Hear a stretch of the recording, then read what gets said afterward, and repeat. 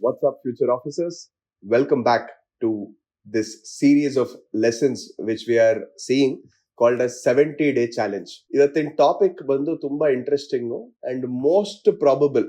ಇವಾಗ ಎಥಿಕ್ಸ್ ಅಂತ ಒಂದು ಸಬ್ಜೆಕ್ಟ್ ನಾವ್ ಏನಕ್ಕೆ ಓದ್ತೀವಿ ಅಂತ ನಾವು ನೋಡಿದ್ರೇನೆ, ನಾವು ಕರಪ್ಷನ್ ಮಾಡಬಾರ್ದು, ಭ್ರಷ್ಟಾಚಾರ ಮಾಡಬಾರ್ದು ಅಂತ ಮೇನ್ ಒಂದು ಉದ್ದೇಶದಿಂದನೇ ಎಥಿಕ್ಸ್ ಫುಲ್ ಸಬ್ಜೆಕ್ಟೇ ಓದೋದು ಅಲ್ವಾ. ಸೊ ಆ ಒಂದು ಬ್ಯಾಕ್ ಗ್ರೌಂಡ್ ಇಟ್ಕೊಂಡು ಇವತ್ತು ನಾವು ಎಥಿಕ್ಸ್ ಅಲ್ಲಿ ಬರುವಂತ ಒಂದು ವೆರಿ ಇಂಪಾರ್ಟೆಂಟ್ ಟಾಪಿಕ್. ಈ ಟಾಪಿಕ್ ಹೆಸರು ಏನಂದ್ರೆ ಚಾಲೆಂಜಸ್ ಟು ಕರಪ್ಷನ್ ಅಂತ ಹೇಳ್ಬೋದು, ಅಥವಾ ಭ್ರಷ್ಟಾಚಾರಕ್ಕೆ ಎದುರಾಗುವ ಸವಾಲುಗಳು ಅಂತಾನು ಹೇಳ್ಬೋದು. ಓಕೆ, ಸೊ ಇಲ್ಲಿ ಕವರ್ ಮಾಡುವಂತ ಡೈಮೆನ್ಷನ್ಸ್ ತುಂಬಾ ಇದೆ. ಓಕೆ, ಸೊ ಟೈಮ್ ವೇಸ್ಟ್ ಮಾಡದೆ ಬೇಗ ಈ ಎಲ್ಲಾ ಟಾಪಿಕ್ಸ್ನು ನೋಡ್ಕೊಂಡು ನಮ್ 360 ಕವರೇಜ್, ಸ್ಪೆಷಲ್ 360 ಕವರೇಜ್ ನ ಕೊಡ್ತಾ ಹೋಗೋಣ, ರೈಟ್? ಸೊ ಮೊದಲು ಕರಪ್ಷನ್ ಬಗ್ಗೆ ಚಾಲೆಂಜಸ್ ಮಾತಾಡಕ್ಕಿಂತ ಮುಂಚೆ ಮೊದಲು ಕರಪ್ಷನ್ ಅಂದ್ರೆ ಏನು ಅಂತ ಮೊದಲು ನೋಡ್ಬೇಕು. ಓಕೆ, ಸೊ ಕರಪ್ಷನ್ ಅಂದ್ರೆ ಏನು? It is a deviant human behaviour. ಮೊದಲು ಇಂಗ್ಲಿಷ್ ಅಲ್ಲಿ ನೋಡೋಣ. ಓಕೆ, ಕರಪ್ಷನ್ ಅಂದ್ರೆ it is a deviant human behaviour, okay, which manifest as abuse of entrusted power leading to private gains at public expense. Okay, ಇದನ್ನ ಹೇಳಿದಂತವ್ರು ಯಾರು? Kautilya. Okay, ಅಂದ್ರೆ corruption ಅನ್ನೋದು ಒಂದು ವಿಕೃತ ಮಾನವ ನಡವಳಿಕೆ ಅಂತ ಹೇಳ್ಬೋದು. ಓಕೆ, ವಿಕೃತ ಮಾನವ ನಡವಳಿಕೆ ಅಂದ್ರೆ ನಾರ್ಮಲ್ ಆಗಿಲ್ದೆ ವಿಕೃತವಾದಂತ ಒಂದು ಮಾನವ ನಡವಳಿಕೆ. ಇವಾಗ ನೋಡಿ, ನೈತಿಕತೆ ಅಂತ ನಾವು ಓದ್ತೀವಿ, ಅಂದ್ರೆ ಒಂದು ಸಿಸ್ಟಮ್, ಆ ಸಿಸ್ಟಮ್, ಆ ಸೊಸೈಟಿ ಏನ್ ನಾರ್ಮ್ಸ್ ಎಲ್ಲಾನು ಇಟ್ಟಿರುತ್ತೋ ಅದು ನಮ್ಮಲ್ಲಿ ಯಾವ್ದ್ ಸರಿ ಯಾವ್ದ್ ತಪ್ಪು ಅಂತ ನಮಗೆ ಹೇಳುತ್ತೆ.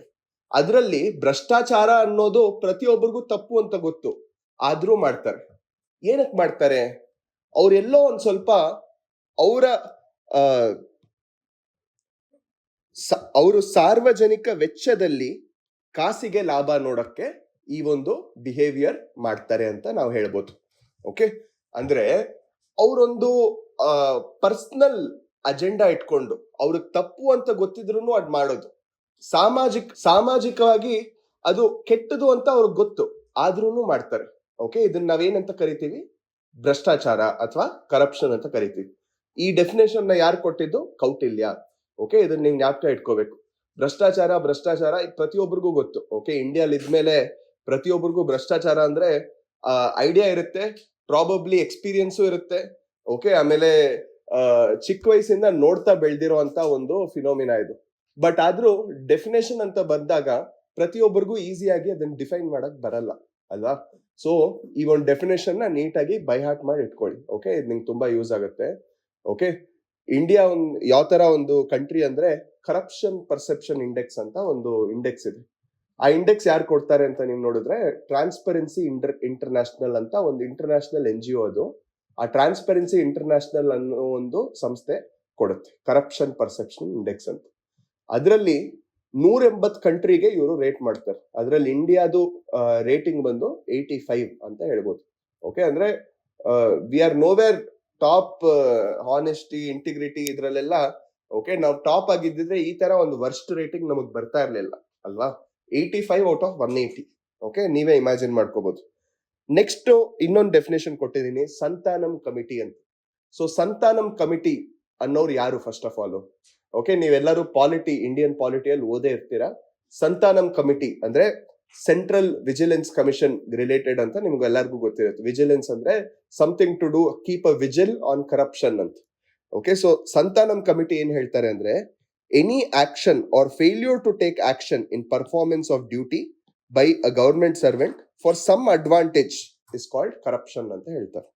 ಓಕೆ, ಅಂದ್ರೆ ಯಾವುದೇ ಒಂದು ಆಕ್ಷನ್ ತಗೋಬೇಕಾಗಿರುತ್ತೆ, ಬಟ್ ಆದ್ರೂ ತಗೊಳ್ಳಲ್ಲ. ಓಕೆ, ನೀವು ಕರೆಕ್ಟ್ ಆಗಿರೋ ಅಧಿಕಾರದ ಒಂದು ಪೊಸಿಷನ್ ಅಲ್ಲಿ ಇದ್ದು ನೀವು ಎಲ್ಲಿ ಆಕ್ಷನ್ ತಗೋಬೇಕು ಅಲ್ಲಿ ತಗೊಂಡಿಲ್ಲ ಅಂದ್ರೆ ಅದು ಕರಪ್ಷನ್ ಅಂತ ಹೇಳ್ತಾರೆ. ಓಕೆ, ಏನಕ್ಕೆ ನೀವು ತಗೊಳ್ಳಲ್ಲ? ಏನಕ್ಕಂದ್ರೆ ಅದರಿಂದ ನಿಮ್ಗೆ ಏನೋ ಒಂದ್ ಸ್ವಲ್ಪ ಅಡ್ವಾಂಟೇಜ್ ಸಿಗ್ತಿದೆ. ಓಕೆ, ಇದನ್ನ ಯಾರು ಹೇಳೋದು? ಸಂತಾನಂ ಕಮಿಟಿ ಹೇಳ್ತಾರೆ. ಓಕೆ, ಸೊ ಎರಡು ಡೆಫಿನೇಷನ್ ತುಂಬಾ ಇಂಪಾರ್ಟೆಂಟ್. ಕೌಟಿಲ್ಯ ಮತ್ತೆ ಸಂತಾನಂ ಕಮಿಟಿ. ಇದನ್ನ ಜ್ಞಾಪಕ ಇಟ್ಕೊಳ್ಳಿ, ಇದನ್ನ ಎಥಿಕ್ಸ್ ಪೇಪರ್ ಅಲ್ಲಿ ಬರೀರಿ, ನಿಮ್ಗೆ ಖಂಡಿತ ಒಳ್ಳೆ ಮಾರ್ಕ್ಸ್ ಸಿಗುತ್ತೆ. ಓಕೆ, ಇದೇ GS ಅಲ್ಲಿ ಇದೇ ಡೆಫಿನೇಷನ್ ಬರೆದ್ರೆ ನಿಮ್ಗೆ ಅಷ್ಟು ಒಳ್ಳೆ ಮಾರ್ಕ್ಸ್ ಸಿಗಲ್ಲ. ಅಲ್ಲಿ ಬೇರೆ ತರ ವರ್ಡ್ಸ್ ಇದೆ, ಅನ್ಫೇರ್ ಅಗ್ರಂಡೈಸ್ಮೆಂಟ್ ಅದು ಇದು ಅಂತ, ಅಲ್ಲಿ ಬೇರೆ ತರ ಡೆಫಿನೇಷನ್ ಬರುತ್ತೆ. ಬಟ್ ಇದು ನಾನು ಏನ್ ಕೊಟ್ಟಿದ್ದೀನೋ ಅದು ಎಥಿಕ್ಸ್ ಡೆಫಿನೇಷನ್. ಓಕೆ, GS ಮತ್ತೆ ಎಥಿಕ್ಸ್ ಬೇರೆ ಬೇರೆ ಸ್ಟೈಲ್ ಇದೆ ಬರೆಯಕ್ಕೆ. ಸೊ ಅದೇ ಶೈಲ್ಯದಲ್ಲಿ ನೀವು ಬರೀಬೇಕು. ಅರ್ಥ ಆಯ್ತಲ್ವಾ? ಓಕೆ, ಸೊ ಇಲ್ಲಿ ನಿಮ್ಗೆ ಒಂದು ಫಾರ್ಮ್ಯುಲಾ ಕೊಟ್ಟಿದ್ದೀನಿ ಈ ಒಂದು ಭ್ರಷ್ಟಾಚಾರಕ್ಕೆ ಅಥವಾ ಕರಪ್ಷನ್ಗೆ. ಓಕೆ, ಸೊ ಕರಪ್ಷನ್ ಬಂದು MD, ಜ್ಞಾಪಕ ಇಟ್ಕೊಳ್ಳಿ. ಓಕೆ, MD ಮೈನಸ್ ತಾಯಿ ಅಂತ. ಏನಿದು MD ಮೈನಸ್ ತಾಯಿ? ಓಕೆ, MD ಅಂದ್ರೆ ಮೊನಾಪಲಿ ಪ್ಲಸ್ ಡಿಸ್ಕ್ರಿಷನ್. ತಾಯಿ ಅಂದ್ರೆ ಏನು? Transparency plus accountability plus integrity. So corruption equals MD minus ತಾಯಿ. ಓಕೆ, ಏನಿದು MD? ಮೊನಾಪಲಿ ಪ್ಲಸ್ ಡಿಸ್ಕ್ರಿಷನ್ ಮೈನಸ್ ತಾಯಿ. ತಾಯಿ ಅಂದ್ರೆ TAI ಅಂದ್ರೆ transparency plus accountability plus integrity. Okay, ನಿಮ್ಗೆ ಅರ್ಥ ಆಗಿರುತ್ತೆ ಅಂತ ಅನ್ಕೊಂಡಿದೀನಿ. ಓಕೆ, ಸೊ ಇಲ್ಲಿ ನಾನು ಕನ್ನಡದಲ್ಲೂ ಇದೇ ಡೆಫಿನೇಷನ್ ನ ನಿಮ್ಗೆ ಕೊಟ್ಟಿದ್ದೀನಿ. ಓಕೆ, ನೀವು ನೋಡ್ಕೋಬಹುದು. ತುಂಬಾ ಜನ ಅಲ್ಲಿ ಕಮೆಂಟ್ಸ್ ಅಲ್ಲಿ ಬರೀತಾ ಇದ್ರಿ, ಕೆಲವರು ಇಂಗ್ಲಿಷ್ ಬೇಕು ಅಂತ ಬರೀತಾ ಇದ್ರಿ ಸ್ಲೈಡ್ಸ್, ಕೆಲವರು ಕನ್ನಡ ಬೇಕು ಅಂತ ಬರೀತಾ ಇದ್ರಿ. ಓಕೆ, ಸೊ ಇಲ್ಲಿ ಇಂಗ್ಲಿಷ್ ಅಲ್ಲೂ ಕೊಟ್ಟಿದ್ದೀನಿ, ಮತ್ತೆ ಇಲ್ಲಿ ಕೀವರ್ಡ್ಸ್ ಏನ್ ಮಾಡಿದೀನಿ ಅಂದ್ರೆ ಕನ್ನಡದಲ್ಲೂ ಬರ್ದಿದ್ದೀನಿ. ಸೊ ದಟ್ ಯಾರಿಗೂ ತೊಂದರೆ ಆಗ್ಬಾರ್ದು. ಎಲ್ಲರೂ ಅಲ್ಟಿಮೇಟ್ಲಿ ನಾಲೆಜ್ ಇಂಪಾರ್ಟೆಂಟ್ ಅಲ್ವಾ? ಓಕೆ, ನಾವು ಯಾವ ಭಾಷೆಯಲ್ಲಿ ಕರಿತೀವಿ ಅನ್ನೋದಕ್ಕಿಂತ ನಾವು ಏನ್ ಕಲಿಯಕ್ ಹೊರಟಿದೀವಿ ಅದು ತುಂಬಾ ಇಂಪಾರ್ಟೆಂಟ್ ಆಗುತ್ತೆ. ಅಂಡ್ ಮೈ ಪರ್ಸನಲ್ ಒಪಿನಿಯನ್ ಏನಂದ್ರೆ 2 ಭಾಷೆ ಗೊತ್ತಿರಬೇಕು. ಓಕೆ, ಅಂಡ್ 2 ಭಾಷೆ ಇಂಪಾರ್ಟೆಂಟ್. ಎನಿವೇಸ್, ಮುಂದೆ ಹೋಗೋಣ. ಇವಾಗ ಕರಪ್ಷನ್ ಏನೇನೆಲ್ಲ ಇನ್ವಾಲ್ವ್ ಆಗುತ್ತೆ ಜ್ಞಾಪಕ ಇಟ್ಕೊಳ್ಳಿ. ನೀವು ಡೆಫಿನೇಷನ್ ಬರೆದ್ಮೇಲೆ ಆ ಫಾರ್ಮ್ಯುಲಾ ಬರೀಬೇಕು. ಆ ಫಾರ್ಮ್ಯುಲಾ ಬರೆದ್ರೆ ನಿಮ್ಗೆ ಡೆಫಿನೆಟ್ ಆಗಿ ಮಾರ್ಕ್ಸ್ ಸಿಗುತ್ತೆ. ಆ ಫಾರ್ಮ್ಯುಲಾ ಏನಾದ್ರೂ ಮರ್ತೋಗಿ ನೀವು ಹಾಗೆ ಹೋದ್ರೆ ಅವಾಗ ಎಲ್ಲಾರ ತರ ನಿಮ್ ಆನ್ಸರ್ ಕಾಣಿಸೋಕೆ ಸ್ಟಾರ್ಟ್ ಆಗುತ್ತೆ. ರೈಟ್? ಸೊ ಕರಪ್ಷನ್ ಏನನ್ನ ಇನ್ವಾಲ್ವ್ ಮಾಡುತ್ತೆ? ಕರಪ್ಷನ್ ಅನ್ನೋದು it involves personal gains for selfish motives. Okay, ಅಂದ್ರೆ ಎಕ್ಸಾಂಪಲ್ ಬಂದು ಬ್ರೈಬರಿ, ಎಕ್ಸ್ಟಾರ್ಷನ್ ಅಂತ ಹೇಳ್ಬೋದು. ಅಂದ್ರೆ ಲಂಚ, ಲೂಟಿ ಅಲ್ವಾ? Okay, personal gains at selfish or private motives. Next, non action when action is required. ಅಂದ್ರೆ ನೀವು ಆಕ್ಷನ್ ತಗೋಬೇಕಾಗಿರುತ್ತೆ, ಅಲ್ಲಿ ಏನು ಮಾಡದೇ ಇರೋದು ಭ್ರಷ್ಟಾಚಾರನೇ. ಓಕೆ, ನಾನು ಏನು ಮಾಡಿಲ್ವಲ್ಲ, ನಾನು ಹೆಂಗ್ ಭ್ರಷ್ಟಾಚಾರ ಮಾಡಿದೆ ಅಂತ ನಿಮ್ಗೆ ಡೌಟ್ ಬರಬಾರ್ದು, ಅದೂನು ಭ್ರಷ್ಟಾಚಾರನೇ. ಓಕೆ, ಎಕ್ಸಾಂಪಲ್ ಬಂದು ಯಾರಿಗೋ FIR ಫೈಲ್ ಮಾಡ್ಬೇಕಾಗಿರುತ್ತೆ, ಲೆಟ್ಸ್ ಸೇ ಒಂದು ಸೆಕ್ಷುವಲ್ ವಿಕ್ಟಮ್ಗೆ.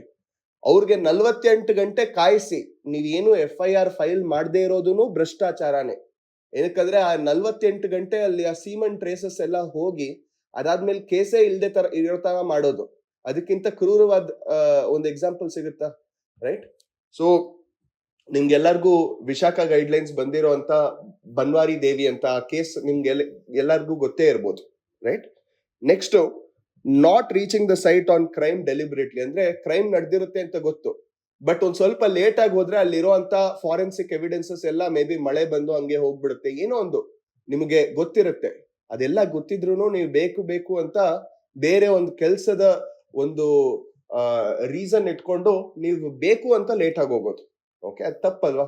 ಓಕೆ, ಸೊ ಕರಪ್ಷನ್ ಅದನ್ನು ಎಕ್ಸಾಂಪಲ್ ಆಫ್ ಕರಪ್ಷನ್. ನೆಕ್ಸ್ಟ್, ನಿಮ್ಗೆ ಕಾನೂನು, ನಿಯಮಗಳು, ಅಧಿನಿಯಮಗಳು ಇದೆಲ್ಲಾನು ಇರುತ್ತೆ ಅಂತ ನಿಮ್ಗೆ ಗೊತ್ತು, ಬಟ್ ಅದರಿಂದ ನೀವು ಡಿವಿಯೇಟ್ ಆಗೋದು. ಓಕೆ, ಸೊ ಇದನ್ನು ಕರಪ್ಷನ್ನೇ. ಓಕೆ, ನೆಕ್ಸ್ಟ್ ಅಂದ್ರೆ ಇವಾಗ ಒಂದು ಕಾಂಟ್ರಾಕ್ಟ್ ಇರುತ್ತೆ ಅಂತ ಅನ್ಕೊಳ್ಳಿ. ಓಕೆ, ಸೊ ಈ ಕಾಂಟ್ರಾಕ್ಟ್ ನ ನೀವು ಪಕ್ಷಪಾತದ ಮೇಲೆ ನೀವು ಅವ್ರಿಗೆ ಅವಾರ್ಡ್ ಮಾಡೋದು, ಅದನ್ನು ತಪ್ಪು, ಅದನ್ನು ಭ್ರಷ್ಟಾಚಾರ. ಓಕೆ, ನೆಕ್ಸ್ಟ್ ನಿಮ್ಮ ಒಫಿಷಿಯಲ್ ಪೊಸಿಷನ್ ಏನಿರುತ್ತೆ, ಓಕೆ, ಅಂದ್ರೆ ನಿಮ್ಮ ಅಧಿಕಾರ ಏನಿರುತ್ತೆ ಅದನ್ನ ನೀವು ದುರುಪಯೋಗ ಪಡಿಸೋದು. Okay, that is misuse of official position. Okay, ಇಲ್ಲಿ ಎಕ್ಸಾಂಪಲ್ ಏನಂದ್ರೆ ನೆಪೋಟಿಸಮ್. ಓಕೆ, ನೆಪೋಟಿಸಮ್ ಅಂದ್ರೆ ಏನಂತ ಕರಿತೀವಿ? ಪರಿವಾರ ಪಕ್ಷಪಾತ. ಓಕೆ, ಪರಿವಾರ ಪಕ್ಷಪಾತ. ಫಾರ್ ಇನ್ಸ್ಟೆನ್ಸ್, ಇವಾಗ ನಿಮ್ಮ ರಿಲೇಟಿವ್ ಯಾರೋ ಇರ್ತಾರೆ, ಅವ್ರಿಗೆ ಮೆರಿಟ್ ಬೇಸ್ಡ್ ಅಪ್ಲಿಕೇಶನ್ ಇಲ್ದೆ ಹಾಗೆ ಅವ್ರು ನಿಮ್ ನೆಫ್ಯೂ ಅಂತ ಒಂದೇ ಒಂದು ಕಾರಣಕ್ಕೆ ಅಥವಾ ನಿಮ್ ರಿಲೇಟಿವ್ ಅಂತ ಒಂದೇ ಒಂದು ಕಾರಣಕ್ಕೆ ಅವ್ರಿಗೆ ಕೆಲಸ ಕೊಡ್ಸೋದು. ಓಕೆ, ಅದನ್ನು ಭ್ರಷ್ಟಾಚಾರನೇ. ರೈಟ್? ಎನಿವೇಸ್, ಇವಾಗ ಕರಪ್ಷನ್ ಆದ್ರೆ, ಓಕೆ, ಕರಪ್ಷನ್ ಆದ್ರೆ ಅದು ಹೇಗ್ ಮ್ಯಾನಿಫೆಸ್ಟ್ ಆಗುತ್ತೆ? ಓಕೆ, ಇವಾಗ ಕರಪ್ಷನ್ ಆದ್ರೆ ನಾವು ಹೇಗೆಲ್ಲ ನಾವು ಅದನ್ನ ನೋಡ್ಬೋದು, ರೈಟ್? ಸೊ ಇದರಲ್ಲಿ ಮೊದಲನೇದಾಗಿ ನಾವು ಮಿಸ್ಯೂಸ್ ಆಫ್ ಪವರ್ ನ ನೋಡ್ತೀವಿ. ಅಂದ್ರೆ ಪವರ್ ಏನಿರುತ್ತೋ ಅದನ್ನ ಸರಿಯಾದ ಉಪಯೋಗ ಮಾಡಲ್ಲ. ಓಕೆ, ಎರಡನೇದು ನಮ್ ಅಚ್ಚುಮೆಚ್ಚಿನ ರಾಷ್ಟ್ರಪತಿಯಾದ ಅಬ್ದುಲ್ ಕಲಾಂ ಅವ್ರು ಹೇಳ್ತಾರೆ. ಏನ್ ಹೇಳ್ತಾರೆ ಅಂದ್ರೆ, corruption is an assault against conscience ಅಂತ ಹೇಳ್ತಾರೆ. ಓಕೆ, ಅಂದ್ರೆ ಮನಸ್ಸಾಕ್ಷಿಯ ಕೊಲ್ಲುವಿಕೆ. ಓಕೆ, ಸೊ ಇಲ್ಲಿ ಏನಂದ್ರೆ corruption is an assault against conscience. Okay, next ಮುಂದೆ ಮೂರನೇದಾಗಿ breach of public trust in the system.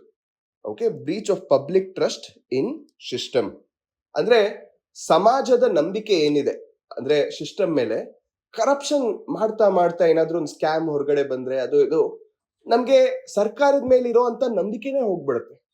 ನಂಬಿಕೆ ಇಲ್ಲದೆ ಹೇಗ್ ಮಾಡೋದು? Okay, next most pervasive force of ethical decay and ethical breakdown which makes the society morally weak.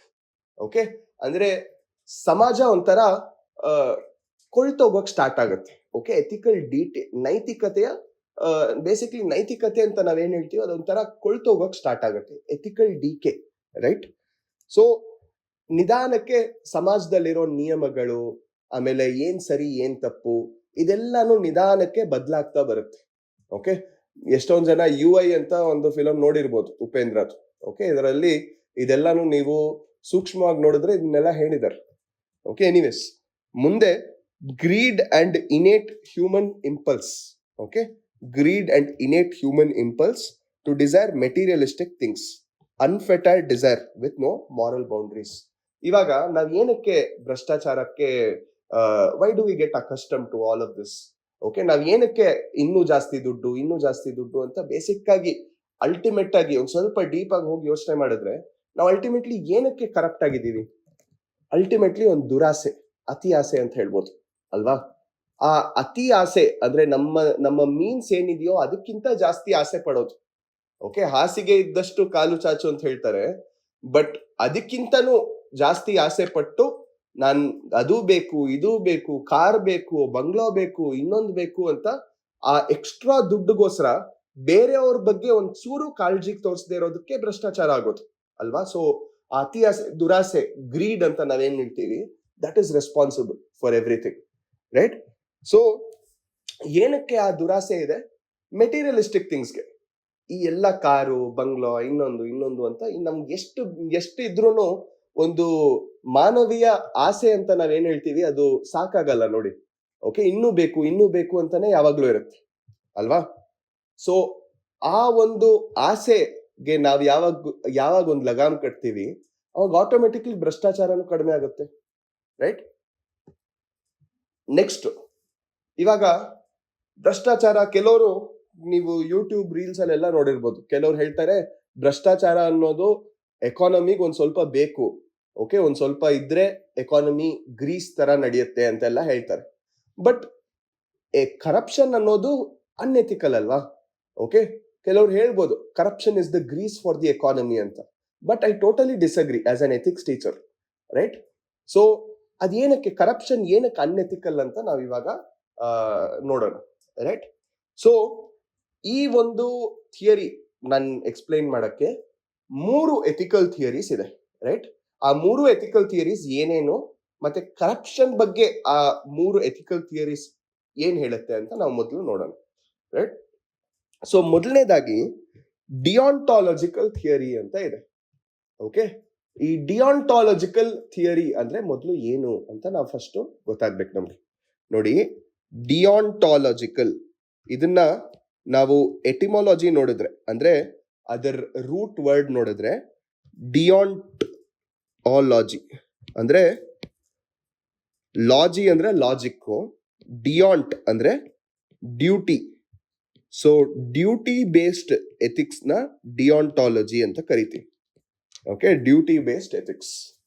So ಇದನ್ನ emphasise ಮಾಡೋರು ಸುಮಾರಷ್ಟು philosophers ಇದ್ದಾರೆ.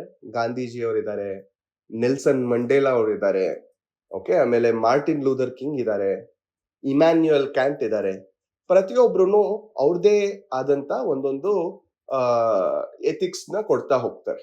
ಓಕೆ, ಅದರಲ್ಲಿ ಈ ಡ್ಯೂಟಿ ಬೇಸ್ಡ್ ಎಥಿಕ್ಸ್ ಬೇಸಿಕ್ ಆಗಿ ಅವ್ರ ಕ್ರಕ್ಸ್ ಅಲ್ಲಿ, ಕೋರ್ ಅಲ್ಲಿ ಏನ್ ಹೇಳುತ್ತೆ ಅಂದ್ರೆ, ನಾವು means is just as important, means is just as important as ends ಅಂತ ಹೇಳ್ತಾರೆ. ಅಂದ್ರೆ ಯಾವುದೇ ಒಂದು ಕಾರ್ಯವನ್ನು ಪೂರ್ತಿಗೊಳಿಸಲು, ಓಕೆ, ನಾವು ಪೂರ್ತಿಗೊಳಿಸೋದು ಎಷ್ಟು ಇಂಪಾರ್ಟೆಂಟೋ ಅಷ್ಟೇ ಇಂಪಾರ್ಟೆಂಟ್ ಆಗಿ, ಓಕೆ, ನಾವು ಅದೇ ಒಂದು ಕರೆಕ್ಟ್ ಆದ ಒಂದು ಹಾದಿಯಲ್ಲಿ ನಡೆಯೋದನ್ನು ಅಷ್ಟೇ ಇಂಪಾರ್ಟೆಂಟ್ ಅಂತ ಹೇಳುವಂತ ಒಂದು ಮಾಡೆಲ್ ಆಫ್ ಎಥಿಕ್ಸ್ ಇದು. ಓಕೆ, ಅಂದ್ರೆ ಯಾವ್ದಾದ್ರೂ ಒಂದು ಪರ್ಟಿಕ್ಯುಲರ್ ಥಿಂಗ್ ನ ನಾವು ಅಚೀವ್ ಮಾಡೋದು ಎಷ್ಟು ಇಂಪಾರ್ಟೆಂಟೋ ಅದನ್ನ ಕರೆಕ್ಟ್ ಆಗಿರೋ ದಾರಿಯಲ್ಲಿ ಹೋಗಿ ಅಚೀವ್ ಮಾಡೋದನ್ನು ಅಷ್ಟೇ ಇಂಪಾರ್ಟೆಂಟ್ ಅಂತ ಹೇಳುವಂಥದ್ದು. ಇವಾಗ ನೀವು ಗಾಂಧೀಜಿ ಅವ್ರ ಎಕ್ಸಾಂಪಲ್ ತಗೊಂಡ್ರೆ, ಚೌರಿ ಚೌರಾ ಅಂತ ಒಂದು ಇನ್ಸಿಡೆಂಟ್ ಆಯ್ತು. ಯಾವಾಗ ನಾನ್ ಕೋಆಪರೇಷನ್ ಮೂವ್ಮೆಂಟ್ ನಡೆಯುವಾಗ ಚೌರಿ ಚೌರಾ ಅಂತ ಒಂದು ಇನ್ಸಿಡೆಂಟ್ ಆಗುತ್ತೆ. ಆ ಚೌರಿ ಚೌರಾ ಅಂತ ಇನ್ಸಿಡೆಂಟ್ ಅಲ್ಲಿ ಏನಾಗುತ್ತೆ, ಒಂದ್ ಸ್ವಲ್ಪ ಆಂಗ್ರಿ ಮಾಬ್, ಅಂದ್ರೆ ಫಸ್ಟ್ ಪೀಸ್ಫುಲ್ ಆಗಿ ಸತ್ಯಾಗ್ರಹ ಮಾಡ್ತಾ ಇರ್ತಾರೆ, ಒಂದ್ ಪೊಲೀಸ್ ಹೋಗ್ಬಿಟ್ಟು ಒಂದ್ ಮಾಬ್ ಅಲ್ಲಿ ಒಂದ್ ಅಷ್ಟು ಜನ ಇಟ್ಕೊಂಡು ಹೊಡೆಯುವಾಗ ಆ ಮಾಬ್ ಸಡನ್ ಆಗಿ ಕೋಪಗೊಂಡು ಆದ್ಮೇಲೆ ಹೋಗ್ಬಿಟ್ಟು ಫುಲ್ಲು ಪೊಲೀಸ್ ಠಾಣೆನೆ ಫುಲ್ಲು ಬರ್ನ್ ಮಾಡ್ಬಿಡ್ತಾರೆ. ರೈಟ್, ಅದ್ ಬರ್ನ್ ಮಾಡುವಾಗ ಏನಾಗುತ್ತೆ, ಇಮಿಡಿಯೇಟ್ಲಿ ಅದೊಂದು ವೈಲೆಂಟ್ ಆಕ್ಟ್ ಆಗ್ಬಿಡುತ್ತೆ. ನಾವು ಅಲ್ಟಿಮೇಟ್ಲಿ ಏನನ್ನ ಅಚೀವ್ ಮಾಡಕ್ ಹೊರಟಿರೋದು, ಸ್ವಾತಂತ್ರ್ಯವನ್ನು, ಓಕೆ, ನಾನ್ ಕೋಆಪರೇಟ್ ಮಾಡಿ ಅಂದ್ರೆ ಎಲ್ಲ ಲಾಸ್ನು ನಾನ್ ಕೋಆಪರೇಷನ್ ಇಂದ ನಾವ್ ಇದನ್ನ ಅಚೀವ್ ಮಾಡ್ಬೇಕು ಅಂತ ಅನ್ಕೊಂಡ್ವಿ. ಹೇಗ್ ಅಚೀವ್ ಮಾಡ್ಬೇಕು? With peace, with satyagraha. But ಆಗಿದ್ದೇನು? Chauri Chaura. Okay, Chauri Chaura incident. So ಅವಾಗ ಏನ್ ಮಾಡಿದ್ರು, ಗಾಂಧೀಜಿಗೆ ಎಲ್ಲರೂ ಅಡ್ವೈಸ್ ಮಾಡಿದ್ರು, ತುಂಬಾ ಚೆನ್ನಾಗಿ ಹೋಗ್ತಿದೆ, ಓಕೆ, ಫುಲ್ ದೇಶದಲ್ಲಿ ಇದೇ ಟಾಕ್ಸ್ ನಡೀತಾ ಇದೆ, ಖಂಡಿತ ನಮ್ ಸ್ವಾತಂತ್ರ್ಯ ಸಿಗುತ್ತೆ, ಒಂದ್ ಸ್ವಲ್ಪ ಹೋಲ್ಡ್ ಮಾಡಿ, ಎಲ್ಲೋ ಒಂದ್ ಚಿಕ್ಕ ಇನ್ಸಿಡೆಂಟ್ಗೋಸ್ಕರ ಇಷ್ಟು ದೊಡ್ಡ ಡಿಸಿಷನ್ ತಗೋಬೇಡಿ, ಅದನ್ನ ಕಾಲ್ ಆಫ್ ಮಾಡಕ್ಕೆ ಅಂತ. ಬಟ್ ಗಾಂಧೀಜಿ ಏನ್ ಹೇಳಿದ್ರು, ಓಕೆ, ನಾವ್ ಅಚೀವ್ ಮಾಡೋದು ಎಷ್ಟು ಇಂಪಾರ್ಟೆಂಟೋ ಕರೆಕ್ಟ್ ಆಗಿ ಹೋಗಿ ಕರೆಕ್ಟ್ ಆಗಿರೋ ದಾರಿಲಿ ಅದನ್ನ ಅಚೀವ್ ಮಾಡೋದು ಅಷ್ಟೇ ಇಂಪಾರ್ಟೆಂಟ್ ಅಂತ ಹೇಳಿದ್ರು. ಸೊ ಇವ್ರು ಯಾವ ಎಥಿಕ್ಸ್ ಫಾಲೋ ಮಾಡಿದ್ರು? ಡಿಯಾನ್ಟಾಲಜಿಕಲ್ ಅಂತ ಹೇಳ್ಬೋದು. ಓಕೆ, ಸೊ ಇದೇ ಒಂದು ಎಥಿಕ್ಸ್ ಪ್ರಕಾರ ಕರಪ್ಷನ್ ಬಗ್ಗೆ ಏನ್ ಹೇಳುತ್ತೆ? ಓಕೆ, ಸೊ ಈ ಇಮ್ಯಾನ್ಯುಯಲ್ ಕ್ಯಾಂಟ್ ಅಂತ ಹೇಳೋರು, ಅವರು ಒಂದು ಫಿಲಾಸಫರ್. ಓಕೆ, ಸೊ ಇವ್ರು ಏನ್ ಹೇಳ್ತಾರೆ, ಯಾವುದೇ ಒಂದು ವ್ಯಕ್ತಿ ಒಂದು ಕರಪ್ಷನ್ ಅಂತ ಒಂದು ಆಕ್ಟ್ ಏನಕ್ಕೆ ಮಾಡಬಾರ್ದು ಅಂದ್ರೆ, ಅದು ಅವ್ರ ಒಳಗಡೆ ಇರುವಂತ intrinsic moral worth,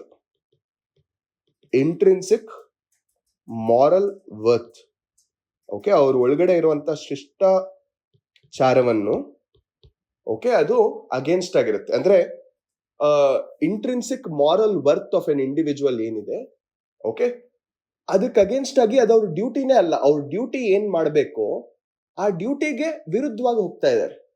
okay, it is duty based ethics ಅಲ್ಲ.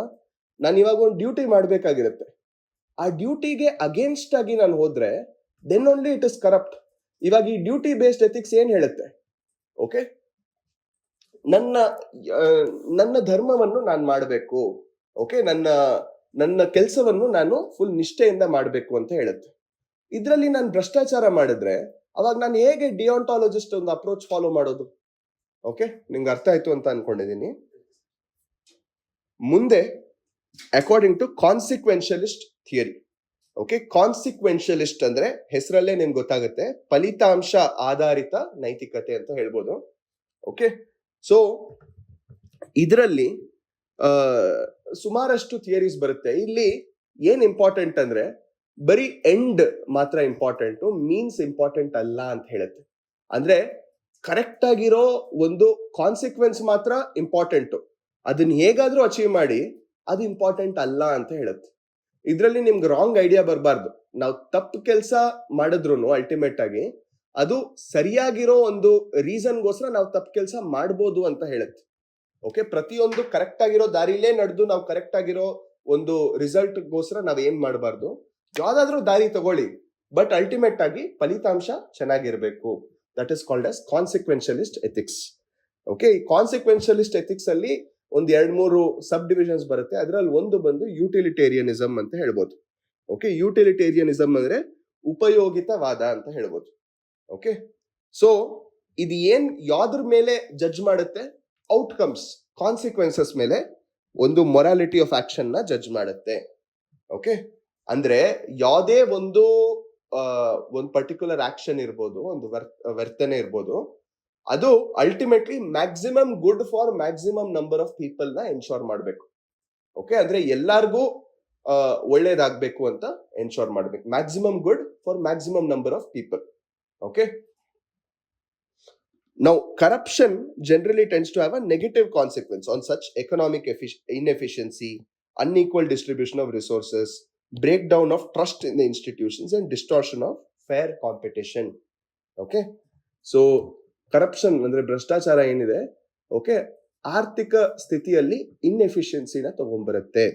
ಓಕೆ, ನಮ್ ರಿಸೋರ್ಸಸ್ ಏನಿದೆ, ಓಕೆ, ಅದನ್ನ ಅನ್ಈಕ್ವಲ್ ಆಗಿ ಡಿಸ್ಟ್ರಿಬ್ಯೂಟ್ ಆಗುತ್ತೆ. ಅಂದ್ರೆ ಏನು, ರಿಚ್ ಅನ್ನೋರು ಇನ್ನೂ ರಿಚ್ ಆಗ್ತಾರೆ, ಪುವರ್ ಅನ್ನೋರು ಇನ್ನೂ ಪುವರ್ ಆಗ್ತಾರೆ, ರೈಟ್? ಆಮೇಲೆ ಅಲ್ಟಿಮೇಟ್ಲಿ ಒಂದು ಕಾಂಪಿಟೇಷನ್ ಅಂತ ಏನಿರುತ್ತೆ ಅದು ಅನ್ಫೇರ್ ಆಗ್ಬಿಡುತ್ತೆ. ಇವಾಗ ನೀವೇ ಯೋಚನೆ ಮಾಡಿ, ನೀವು ಕಷ್ಟಪಟ್ಟು ಹಗ್ಲು ರಾತ್ರಿ ಕಂಟಿನ್ಯೂಸ್ ಆಗಿ ವರ್ಷ ಪೂರ್ತಿ KPSC ಎಕ್ಸಾಮ್ ಓದ್ತೀರಾ, ಅದಾದ್ಮೇಲೆ ಫೈನಲ್ ಆಗಿ ಪ್ರಿಲಿಮ್ಸ್ ಪಾಸ್ ಆಗ್ತೀರಾ, ಅದಾದ್ಮೇಲೆ ಮೇನ್ಸ್ ಆಗುತ್ತೆ, ಆಮೇಲೆ ನೀವು ಮೇನ್ಸ್ ಆದ್ಮೇಲೆ ತುಂಬಾ ಕಷ್ಟಪಟ್ಟು ಮೇನ್ಸ್ ಓದ್ತೀರಾ, ಆನ್ಸರ್ ರೈಟಿಂಗ್ ಮಾಡ್ತೀರಾ, ನಿಮ್ 70 ಡೇ ಚಾಲೆಂಜ್ ತಗೊಂತೀರಾ, ಇದನ್ನ ಕಂಪ್ಲೀಟ್ ಮಾಡ್ತೀರಾ. ಎಲ್ಲ ಮಾಡಿದ್ಮೇಲೆ ನೀವು ಹೋಗ್ಬಿಟ್ಟು ಆ ಆನ್ಸರ್ಸ್ ಬರಿತೀರಾ, ಆಮೇಲೆ ಚೆನ್ನಾಗಿ ಮಾಡಿದೀರಾ ಅಂತ ಅನ್ಕೊಂತೀರಾ, ಅದಾದ್ಮೇಲೆ ಫೈನಲಿ ಮೇನ್ಸ್ ಕ್ಲಿಯರ್ ಆಗುತ್ತೆ. ಆಮೇಲೆ ಇಂಟರ್ವ್ಯೂಗೆ ಹೋಗ್ತೀರಾ, ಇಂಟರ್ವ್ಯೂ ಹೋಗಿದ್ಮೇಲೆ ನೀವು ನಿಮ್ಗೆ ಗೊತ್ತಾಗುತ್ತೆ ಒಂದ್ 2 ಮಾರ್ಕಲ್ಲಿ ನೀವು ಫೇಲ್ ಆಗ್ಬಿಟ್ಟಿರ್ತೀರಾ ಅಂತ. ಇಷ್ಟೆಲ್ಲ ಕಷ್ಟಪಟ್ಟು ಏನಪ್ಪಾ ಇದಾಗಿಲ್ಲ, ನಾನು ಇನ್ನೂ ಒಂದ್ ಸ್ವಲ್ಪ ಹಾರ್ಡ್ ವರ್ಕ್ ಮಾಡ್ಬೇಕು, ಅದು ಇದು ಅಂತ ನೀವು ಅಶ್ಯೂರೆನ್ಸ್ ಕೊಡ್ತಿರೋವಾಗ ಫೈನಲಿ ಏನಾಗುತ್ತೆ, ಒಂದು ನ್ಯೂಸ್ ಬರುತ್ತೆ, ಈ ಒಂದು ಪರ್ಟಿಕ್ಯುಲರ್ ಸ್ಕ್ಯಾಮ್ ಆಗ್ಬಿಟ್ಟಿದೆ, ಹೀಗಾಗ್ಬಾರ್ದಾಗಿತ್ತು, ಅದು ಇದು ಅಂತ ಒಂದು ನ್ಯೂಸ್ ಬರುತ್ತೆ. ಆಮೇಲೆ ಈ ರಿಸಲ್ಟೇ ಕ್ಯಾನ್ಸಲ್ ಅಂತ ಹೇಳ್ತಾರೆ, ಅಥವಾ ಇಲ್ಲೇನೋ ಭ್ರಷ್ಟಾಚಾರ ನಡೆದಿದೆ ಅಂತ ಹೇಳ್ತಾರೆ. ಅವಾಗ ನಿಮ್ಗೆ ಹೇಗಿರ್ಬೇಕು, ನಿಮ್ ಮನಸ್ಥಿತಿ ಹೇಗಿರ್ಬೇಕು? Okay, it will be very difficult, right? So ನಿಮ್ ಕಾಂಪಿಟೇಷನ್ ಏನಾಗಿದೆ, ತುಂಬಾ ಅನ್ಫೇರ್ ಆಗ್ಬಿಟ್ಟಿದೆ. ಅಂದ್ರೆ ಅಷ್ಟೆಲ್ಲ ಕಷ್ಟಪಟ್ಟುನು ಏನು ಯೂಸ್ ಇಲ್ಲ ಅಂತ ಹೇಳ್ಬೋದು ಅಲ್ವಾ? ಸೊ ಇದು ಕಾನ್ಸಿಕ್ವೆನ್ಷಿಯಲಿಸ್ಟ್ ಥಿಯರಿ ಅಂತ ನಿಮ್ಗೆ ಅರ್ಥ ಆಗ್ಬೇಕು, right? Next, according to virtue ethics, okay, ಅಂದ್ರೆ ಗುಣ ನೈತಿಕತೆ ಅಂತ ಹೇಳ್ಬೋದು. ಓಕೆ, ಇಲ್ಲಿ ನಿಮ್ಗೆ ಇದ್ರ ಬಗ್ಗೆ ಹೇಳ್ಬೇಕಂದ್ರೆ, ಓಕೆ ನೋಡಿ, ನಿಮ್ಗೊಂದ್ ಸ್ವಲ್ಪ ಜಸ್ಟ್ ಒಂದು ಐಡಿಯಾ ಕೊಟ್ಬಿಡ್ತೀನಿ. ವರ್ಚ್ಯೂ ಎಥಿಕ್ಸ್ ಇದು ಇನಿಷಿಯಲ್ ಆಗಿ ಸ್ಟಾರ್ಟ್ ಆಗೋದು ಬಂದು ಸಾಕ್ರೆಟಿಸ್ ಅಂತ. ಓಕೆ, ಯಾರು ಸ್ಟಾರ್ಟ್ ಮಾಡೋದು? ಸಾಕ್ರೆಟಿಸ್. ಅವ್ರು ಏನ್ ಹೇಳ್ತಾರೆ, ನಾಲೆಡ್ಜ್ ಇಸ್ ವರ್ಚ್ಯೂ ಅಂತ ಹೇಳ್ತಾರೆ. ನಾಲೆಡ್ಜ್ ಇಸ್ ವರ್ಚ್ಯೂ ಅಂದ್ರೆ ನಮ್ಗೆ ಅಲ್ಟಿಮೇಟ್ ಆಗಿ ಜ್ಞಾನ ಇದ್ರೆ, ಅಂದ್ರೆ ನಾಲೆಡ್ಜ್ ಇದ್ರೆ, ಯಾವ್ದ್ ಸರಿ ಯಾವ್ದ್ ತಪ್ಪು, ಸರಿ ತಪ್ಪುವಿನ ಮಧ್ಯ ವ್ಯತ್ಯಾಸ ನಮಗ್ ಗೊತ್ತಾದ್ರೆ, ಓಕೆ, ಅಂದ್ರೆ ಯಾವ್ದ್ ಸರಿ ಯಾವ್ದ್ ತಪ್ಪು ಅಂತ ನಮ್ಗೆ ಡಿಫ್ರೆನ್ಶಿಯೇಟ್ ಮಾಡೋ ಒಂದು ಕೆಪಾಸಿಟಿ ಇದ್ರೆ, ನಾವ್ ಏನಕ್ಕೆ ತಪ್ಪು ಮಾಡ್ತೀವಿ, ನಾವೆಲ್ಲ ಯಾವಾಗ್ಲೂ ಸರಿನೇ ಮಾಡ್ತೀವಿ ಅಂತ ಹೇಳಿದ್ದು ಸಾಕ್ರೆಟಿಸ್, ರೈಟ್? ಅದಾದ್ಮೇಲೆ ನೆಕ್ಸ್ಟ್ ಪ್ಲಾಟೋ ಬರ್ತಾರೆ. ಪ್ಲಾಟೋ ಏನ್ ಹೇಳ್ತಾರೆ, ಹಾಗಿದ್ರೆ ಪ್ರತಿಯೊಬ್ರು ಏನ್ ಸರಿ ಏನ್ ತಪ್ಪು ಅಂತ ಗೊತ್ತಿರೋರು, ಓಕೆ, ಸರಿನೇ ಮಾಡ್ಬೇಕಾಗಿತ್ತು, ಬಟ್ ಏನಕ್ಕೆ ಅವಾಗ ತಪ್ಪಾಗ್ತಿದೆ? ಅವ್ರಿಗೆಲ್ಲ ಏನ್ ಸರಿ ಏನ್ ತಪ್ಪು ಅಂತ ಗೊತ್ತಿಲ್ವಾ? ಇಲ್ಲ, ಅವ್ರಿಗೆ ಗೊತ್ತು, ಇದ್ ಮಾಡಿದ್ರೆ ಇದು ತಪ್ಪು ಅಂತ ಗೊತ್ತು, ಆದ್ರೂನು ಮಾಡ್ತಾರೆ. ಓಕೆ, ಸೊ ಏನ್ ವರ್ಚ್ಯೂಸ್ ಅಂತ ಅವರು ಹಿ ಡಿಸ್ಟಿಂಗ್ವಿಷಸ್ 4 ಕಾರ್ಡಿನಲ್ ವರ್ಚ್ಯೂಸ್. ಏನಿದು 4 ಕಾರ್ಡಿನಲ್ ವರ್ಚ್ಯೂಸ್ ಅಂದ್ರೆ, ಒಂದು ವಿಸ್ಡಮ್, ಸೆಕೆಂಡ್ ಬಂದು ಕರೇಜ್, ಥರ್ಡ್ ಟೆಂಪರೆನ್ಸ್, ಫೋರ್ತ್ ಬಂದು justice. Okay, wisdom, courage, temperance ಮತ್ತೆ ಜಸ್ಟಿಸ್. ಓಕೆ, ಇದು 4 ಇದ್ರೆ, ಇದು 4 ಯಾರಿಗಿರುತ್ತೋ ಅವರು, ಇದನ್ನ ಯಾರು ಫಾಲೋ ಮಾಡ್ತಾರೋ ಅವರು ಒಂದು ವರ್ಚುವಸ್ ಪರ್ಸನ್ ಅಂತ ಪ್ಲಾಟೋ ಹೇಳ್ತಾರೆ. ಇದನ್ನ ಇನ್ನೂ ಎಕ್ಸ್ಪ್ಯಾಂಡ್ ಮಾಡ್ಬಿಟ್ಟು ನೋಡಿ, ಸಾಕ್ರೆಟಿಸ್ ಶಿಷ್ಯ ಯಾರು? ಪ್ಲಾಟೋ. ಪ್ಲಾಟೋ ಶಿಷ್ಯ ಯಾರು? ಅರಿಸ್ಟಾಟಲ್. ಸೊ ಅರಿಸ್ಟಾಟಲ್ ಬಂದು ಸುಮಾರಷ್ಟು ಕ್ಯಾರೆಕ್ಟರ್ಸ್ ನ ಅವರು ಡಿಫ್ರೆನ್ಶಿಯೇಟ್ ಮಾಡ್ತಾರೆ, ಸುಮಾರಷ್ಟು. ಸೊ ಅರಿಸ್ಟಾಟಲ್ ಏನ್ ಹೇಳ್ತಾರೆ ಅಂದ್ರೆ, ಎಷ್ಟೊಂದು ಕ್ವಾಲಿಟೀಸ್ ಇರುತ್ತೆ ಒಂದು ಪರ್ಸನ್ಗೆ. ಬಟ್ ಈ ಎಕ್ಸ್ಟ್ರೀಮ್ ಕ್ವಾಲಿಟೀಸ್ ಏನಿದೆ ಅದರ ಮಧ್ಯ ನಾವು ಏನಾದ್ರೂ ಈ ಸೆಂಟರ್ ಅಂದ್ರೆ ಅವರು ಗೋಲ್ಡನ್ ಮೀನ್ ಅಂತ ಕರೀತಾರೆ ಈ ಸೆಂಟರ್ಗೆ. ಈ ಗೋಲ್ಡನ್ ಮೀನ್ ಏನಿದೆಯೋ ಇದನ್ನ ಫಾಲೋ ಮಾಡೋರು ಒಂದು ವರ್ಚುವಸ್ ಪರ್ಸನ್ ಅಂತ ಹೇಳ್ತಾರೆ. ಇದರಲ್ಲಿ ಸುಮಾರಷ್ಟು ಫೀಚರ್ಸ್ ಬರುತ್ತೆ, honesty, integrity, okay, accountability, transparency, ಅದು ಇದು. ಸೊ ನಾವಿಲ್ಲಿ ನೋಡಿದ್ರೆ ಈ ಆನೆಸ್ಟಿ, ಇಂಟಿಗ್ರಿಟಿ, ಟ್ರಸ್ಟ್, ಫೇರ್ನೆಸ್ ಇದೆಲ್ಲ ಏನಿದೆ, ಓಕೆ, ಇದಕ್ಕೆಲ್ಲ ಅಗೇನ್ಸ್ಟ್ ಆಗಿ ಕರಪ್ಷನ್ ಇದೆ ಅಲ್ವಾ? ಇದಕ್ಕೆಲ್ಲ ಅಗೇನ್ಸ್ಟ್ ಆಗಿ ಏನಿದೆ, ಕರಪ್ಷನ್ ಇದೆ. So it contradicts the value of what, of corruption, I mean of honesty, integrity, accountability, fairness, justice, trust, ಈ ತರ ಹೇಳ್ತಾ ಹೋಗ್ಬೋದು. ಕರಪ್ಷನ್ ಎಲ್ಲದಕ್ಕೂ ವಿರುದ್ಧವಾಗಿದೆ, ರೈಟ್? ಸೊ ಓವರ್ ಆಲ್ ಆಗಿ ನಾವೊಂದು ಅನ್ಕೊಂಡು ನಮಗೆ ಇದು ಸರಿ ಇದು ತಪ್ಪು ಅಂತ ಇದು ಗೊತ್ತಿದ್ದು ನಾವೊಂದು ಡಿವಿಯಂಟ್ ಹ್ಯೂಮನ್ ಬಿಹೇವಿಯರ್ ತೋರಿಸ್ತಾ ಇದ್ರೆ ನಾವು ಮಾರಲ್ ಆಗಿ ಬೆಳಿತೀವ, ನಮ್ ಡೆವಲಪ್ಮೆಂಟ್ ಆಗುತ್ತೆ ಅಂದ್ರೆ ಖಂಡಿತ ಇಲ್ಲ ಅಲ್ವಾ? So it inhibits the development of moral excellence among individuals ಅಂತ ಹೇಳ್ಬೋದು, ರೈಟ್? ಸೊ ಎನಿವೇಸ್, ನೆಕ್ಸ್ಟ್, ಇವಾಗ ಕರಪ್ಷನ್ ನಡೀತಾ ಇದೆ ಅಂತ ಪ್ರತಿಯೊಬ್ಬರಿಗೂ ಗೊತ್ತು. ಇದರ ರೂಟ್ ಕಾಸ್ ಏನು? ಓಕೆ, ಸೊ ನೋಡಿ, ಕರಪ್ಷನ್ ಅಂದ್ರೆ ಭ್ರಷ್ಟಾಚಾರದ ಬಗ್ಗೆ ನಾವು ಡಿಸ್ಕಸ್ ಮಾಡುವಾಗ ಈ ಒಂದು ರೂಟ್ ಕಾಸು, ಎರಡು ರೂಟ್ ಕಾಸ್ ಅಂತ ಹೇಳಕ್ಕಾಗಲ್ಲ. ಇಟ್ ಇಸ್ ಮಲ್ಟಿ ಫೆಸೆಟೆಡ್, ಅಂದ್ರೆ ತುಂಬಾ ತರ ರೀಸನ್ಸ್ ಇದೆ, ಓಕೆ, ಮತ್ತೆ ತುಂಬಾ ಕಾಂಪ್ಲೆಕ್ಸ್ ಕೂಡ. Like for example structural, societal, political factor ಎಷ್ಟೊಂದಿದೆ, ಓಕೆ. ಸೊ ಸ್ಟ್ರಕ್ಚರಲ್ ನ ಏನಂತ ಕರಿತೀವಿ? ರಚನಾತ್ಮಕ, okay. So anyways, so institutional factors, okay. So institutional factors, so ಸಂಸ್ಥಾತ್ಮಕ ಅಂಶಗಳು ಅಂತ ಹೇಳ್ಬೋದು, ಓಕೆ. ಸೊ ಸಂಸ್ಥಾತ್ಮಕ ಅಂಶಗಳು, ಸೊ ಅದರಲ್ಲಿ ಮೊದಲನೇದು systemic issues, okay. Systemic issues ಅಂದ್ರೆ ಇವಾಗ ನೋಡಿ, ಒಂದು ಸಂಸ್ಥೆ ಒಳಗಡೆ ಎಷ್ಟೊಂದು ಆಲ್ರೆಡಿ ನಡೀತಾ ಇರುವಂತ ಒಂದು ಫ್ರೇಮ್ ವರ್ಕ್ ಇರುತ್ತೆ. ಆ ಫ್ರೇಮ್ ವರ್ಕ್ ಅಲ್ಲಿ ಆಲ್ರೆಡಿ ಎಷ್ಟೊಂದು ತಪ್ಪಿರುತ್ತೆ. ಆ ತಪ್ಪಿಂದ ಭ್ರಷ್ಟಾಚಾರ ಆಗ್ತಾ ಇರುತ್ತೆ, ರೈಟ್? ಲೈಕ್ ಫಾರ್ ಎಕ್ಸಾಂಪಲ್, ಮೊದಲನೇದಾಗಿ ಡಿಸ್ಕ್ರಿಷನ್, ಅಂದ್ರೆ ಏನ್ ಮಾಡ್ಬೇಕೋ ನಾನೇ ಡಿಸೈಡ್ ಮಾಡ್ತೀನಿ. ಸೊ ನಾನು ಇವಾಗ ಒಂದು ಒಳ್ಳೆಯವನಾಗಿದ್ರೆ ಒಂದು ಒಳ್ಳೆ ಡಿಸಿಷನ್ ಮಾಡ್ತೀನಿ. ಬಟ್ ನನ್ಗೇನಾದ್ರೂ ಈ ಅತಿ ಆಸೆ, ದುರಾಸೆ ಇದ್ರೆ ಏನ್ ಮಾಡ್ತೀನಿ?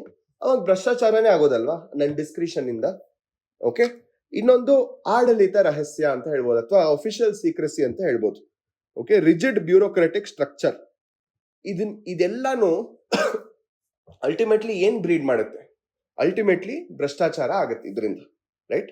ಸೊ ಇದು ಒಂದ್ ಸ್ವಲ್ಪ ಎಕ್ಸಾಂಪಲ್ ಕೊಡ್ಬೋದಾ ಅಂದ್ರೆ ಖಂಡಿತ ಕೊಡ್ಬೋದು. ಇನ್ಫ್ಯಾಕ್ಟ್ ಇಂಡಿಯಾದಲ್ಲಿ ಏನ್ ಎಕ್ಸಾಂಪಲ್ ಕಡಿಮೆನಾ, ರೈಟ್? ಬೋಫೋರ್ ಸ್ಕ್ಯಾಮ್ ಅಂತೆ, fodder scam, Telgi counterfeit stamp paper scam, ಈ ತರ ಸುಮಾರಷ್ಟು ನಮ್ಗೆ ನಡೆಯುತ್ತೆ ಸಿಸ್ಟಮಿಕ್ ಇಶ್ಯೂಸ್, ರೈಟ್? ಎರಡನೇದು ಬಂದು ಎಲೆಕ್ಷನ್ಸ್, ಓಕೆ. ಸೊ ಎಲೆಕ್ಷನ್ಸ್ ಬಂದು ಲೈಕ್ ಫಾರ್ ಎಕ್ಸಾಂಪಲ್ ರಾಜಕಾರಣಿಗಳು ಲಂಚ ಕೊಡೋದು, ಓಕೆ, ಒಂದು ಬಯಾಸ್ ಟ್ರೀಟ್ಮೆಂಟ್ ಇರೋದು, ಮತ್ತೆ ಇನ್ಫ್ಲೂಯೆನ್ಸ್, ಓಕೆ, ಮತ್ತೆ ಲಂಚ ಕೊಟ್ಟು ವೋಟ್ಸ್ ನ ಪರ್ಚೇಸ್ ಮಾಡೋದು, ಓಕೆ. ಇದೆಲ್ಲಾನು ತುಂಬಾ ಪಾಪ್ಯುಲಿಸ್ಟ್ ಅಜೆಂಡಾ ಅಂತ ಹೇಳ್ಬೋದು. ಸೊ ಇದೆಲ್ಲಾನು ಅಲ್ಟಿಮೇಟ್ಲಿ ಏನಾಗುತ್ತೆ? ಲೈಕ್ ನಿಮ್ ಫಾರ್ ಎಕ್ಸಾಂಪಲ್ ಒಂದು ಎಕ್ಸಾಂಪಲ್ ಕೊಡ್ಬೇಕಂದ್ರೆ 2008 ಅಲ್ಲಿ, ಓಕೆ, ಒಂದು ಕ್ಯಾಶ್ ಫಾರ್ ವೋಟ್ ಸ್ಕ್ಯಾಂಡಲ್ ಅಂತ ಒಂದಾಯ್ತು. ಅಂದ್ರೆ ಎಷ್ಟೊಂದು ಎಂಪಿಸ್ ಬರೋ ಎಷ್ಟೊಂದು ಎಂಪಿಸು ಎಲ್ಲಾರು ಹೋಗ್ಬಿಟ್ಟು ದುಡ್ಡು ತಗೊಳ್ಳೋದು, okay, in exchange for votes. ಅಂದ್ರೆ ಟ್ರಸ್ಟ್ ವೋಟ್ ಅಂತ ಒಂದ್ ನಡೀತು. ಈ ಟ್ರಸ್ಟ್ ವೋಟ್ಗೋಸ್ಕರ ಹೋಗಿ ಕರೆಕ್ಟ್ ಆಗಿ ಅವ್ರ ಪಾರ್ಟಿಗೆ ವೋಟ್ ಮಾಡಬೇಕು ಅಂತ ಎಷ್ಟೊಂದು ಎಂಪಿ ಹೋಗ್ಬಿಟ್ಟು ದುಡ್ಡು ತಗೊಳ್ಳೋದು ಕ್ಯಾಮ್ರಾ ಕ್ಯಾಪ್ಚರ್ ಆಗಿತ್ತು, ರೈಟ್? ಅಂದ್ರೆ ಏನು, ಬರೋರ್ಗೆಲ್ಲಾರು ದುಡ್ಡುಗೋಸ್ಕರನೇ ಅಲ್ಲಿರೋದು. ಇದನ್ನ ನೀವು ಇಮ್ಯಾಜಿನ್ ಮಾಡ್ಕೋಬಹುದಾ? Right? Obviously criminalisation of politics ಅಂತೆಲ್ಲ ನಾವೇನ್ ಓದ್ತೀವೋ it will make a lot of sense there, right? ಮೂರನೇದು public procurement, okay. Public procurement, ಇವಾಗ ವರ್ಲ್ಡ್ ಬ್ಯಾಂಕ್ ಇನ್ನು ಕೆಲವೊಂದು ರಿಪೋರ್ಟ್ ಪ್ರಕಾರ, ಓಕೆ, ಯಾವ್ದಾದ್ರು ಒಂದು ಪಬ್ಲಿಕ್ ಕಾಂಟ್ರಾಕ್ಟ್ ನಂದಾಗ್ಸ್ಬೇಕಂದ್ರೆ ನಾನು ಮಿನಿಮಮ್ 15% ಬ್ರೈಬ್ ಕೊಡ್ಬೇಕು, ಓಕೆ ಆಫ್ ಕಾಂಟ್ರಾಕ್ಟ್ ವ್ಯಾಲ್ಯೂ. ಅಂದ್ರೆ 1 ಲಕ್ಷ ಏನಾದ್ರೂ ಪ್ರಾಜೆಕ್ಟ್ ಇದ್ರೆ ನಾನು 15,000 ರೂಪಾಯಿ ಗೌರ್ಮೆಂಟ್ ಕೊಡ್ಬೇಕು. ಬಟ್ ಇದು ವರ್ಲ್ಡ್ ಬ್ಯಾಂಕ್ ಪ್ರಕಾರ ಅದು ಇರೋ ರಿಪೋರ್ಟ್. ಬಟ್ ಆಕ್ಚುಲ್ ಆಗಿ ನಿಜವಾದಷ್ಟು ಆಲ್ಮೋಸ್ಟ್ 30% ಮೇಲಿದೆ, right? Next, lack of independent agency. Lack of independent agency ಬಂದು ಇವಾಗ ಫಾರ್ ಎಕ್ಸಾಂಪಲ್ CBI ನೇ ನೋಡಿ. ಓಕೆ, CBI ಅವ್ರಿಗೆ ಒಂದು ಇಂಡಿಪೆಂಡೆಂಟ್ ಚಾರ್ಜ್ ಇದೆಯಾ? ಅವ್ರ ಇಷ್ಟ ಬಂದಿದ್ದಾಗಿ ಒಂದು ಯಾವುದೇ ಒಂದು ಫಿಯರ್ ಅಂಡ್ ಫೇವರ್ ಇಲ್ಲದೆ ಅವ್ರ ಕೆಲಸ ಮಾಡಕ್ಕಾಗತ್ತಾ? ಇನ್ಫ್ಯಾಕ್ಟ್ ಒಬ್ರು ಎಕ್ಸ್ CJI ಅವರು ಹೇಳಿದ್ರು, CBI is like a caged parrot ಅಂತ. ಅಂದ್ರೆ ಗೌರ್ಮೆಂಟ್ ಏನ್ ಹೇಳ್ತಿದ್ಯೋ ಅದನ್ನೇ ಒಂದು ಪ್ಯಾರೆಟ್ ತರ ಹೇಳ್ತಾ ಇದ್ದಾರೆ.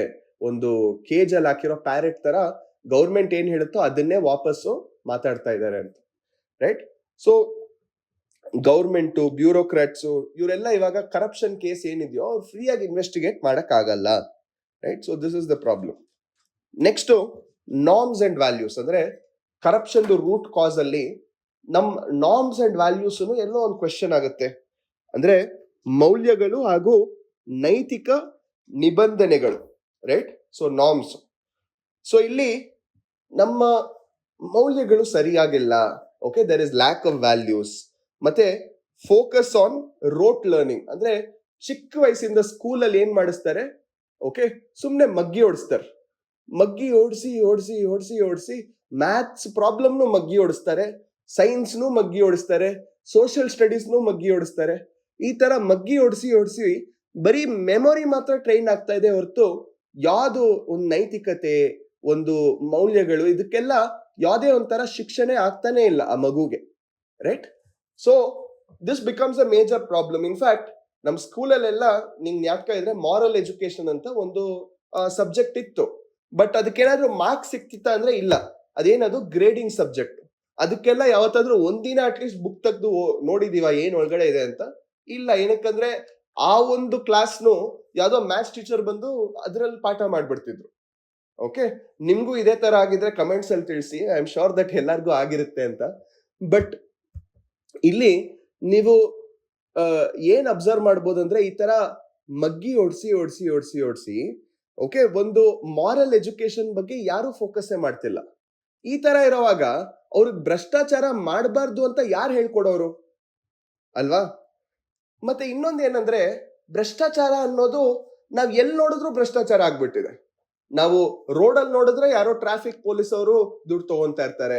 RTO ಹೋದ್ರೆ ಅಲ್ಲಿ ಲೈಸೆನ್ಸ್ ಮಾಡಕ್ ದುಡ್ಡು ಕೊಡ್ಬೇಕು, ಇನ್ಶೂರೆನ್ಸ್ ಏಜೆಂಟ್ ಹತ್ರ ದುಡ್ಡು ಕೊಡ್ಬೇಕು, ಇನ್ನೊಬ್ರ ಹತ್ರ ದುಡ್ಡು ಕೊಡ್ಬೇಕು. ಈ ತರ ದುಡ್ಡು ಕೊಟ್ಟಿ ಕೊಟ್ಟಿ ಕೊಟ್ಟಿ ಕೊಟ್ಟಿ ನಾವು ಅದನ್ನ ನೋಡಿ ನೋಡಿ ನೋಡಿ ನೋಡಿ ಅದರ ಅಕ್ಸೆಪ್ಟೆನ್ಸ್ ಜಾಸ್ತಿ ಆಗ್ಬಿಟ್ಟಿದೆ.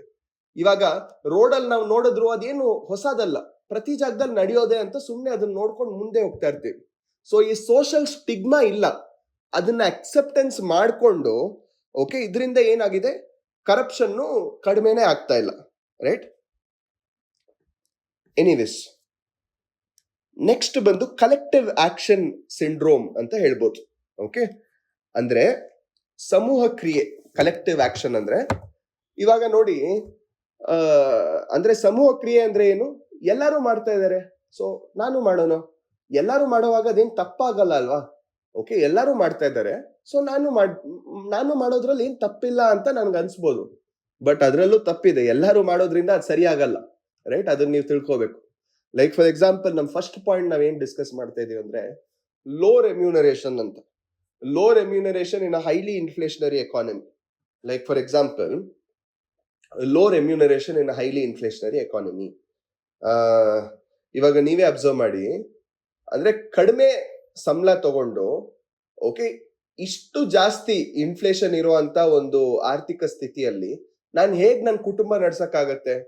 ಸೊ ನಾನು ಇವಾಗ ಫಾರ್ ಎಕ್ಸಾಂಪಲ್ ಪೊಲೀಸ್ ಡಿಪಾರ್ಟ್ಮೆಂಟ್ ಅಲ್ಲಿ ಇದ್ದು ನನ್ಗೆ 40,000 ಬರ್ತಿದ್ರೆ ಓಕೆ, ನನ್ಗೆ 40,000ದಲ್ಲಿ ನಾನು ಹೇಗ್ ನನ್ನ ಕುಟುಂಬ ನಾನು ಮುಂದುವರ್ಸ್ಲಿ? ಓಕೆ, ಅಂದ್ರೆ ಹೆಂಡತಿ ಮಕ್ಳಿದ್ದಾರೆ, ಅವ್ರ ಸ್ಕೂಲ್ ಎಜುಕೇಶನ್ ಎಷ್ಟು ಜಾಸ್ತಿ ಆಗ್ಬಿಟ್ಟಿದೆ. ಓಕೆ, ಹೆಂಡತಿ ಡಿಮ್ಯಾಂಡ್ಸ್ ಜಾಸ್ತಿ ಆಗಿದೆ. ಈ ತರ ಇಟ್ಕೊಂಡು it becomes very difficult, right? So ಒಂದ್ ಸ್ವಲ್ಪ ಎಕ್ಸ್ಟ್ರಾ ಒಂದ್ 20-30,000 ನಾನು ಮಾಡ್ಕೊಂಡ್ರೆ ಅದ್ರಲ್ಲಿ ಏನ್ ತಪ್ಪು ಅಂತ ತುಂಬಾ ಜನಕ್ಕೆ ಅನ್ಸ್ಬೋದು. ಈ ತರ ಅನ್ಸಿ ಎಲ್ಲಾರ್ಗೂ ಅನ್ಸಿ ಬರೀ ಭ್ರಷ್ಟಾಚಾರ ಮಾತ್ರ ಜಾಸ್ತಿ ಆಗಿದೆ, right? So this is our first point.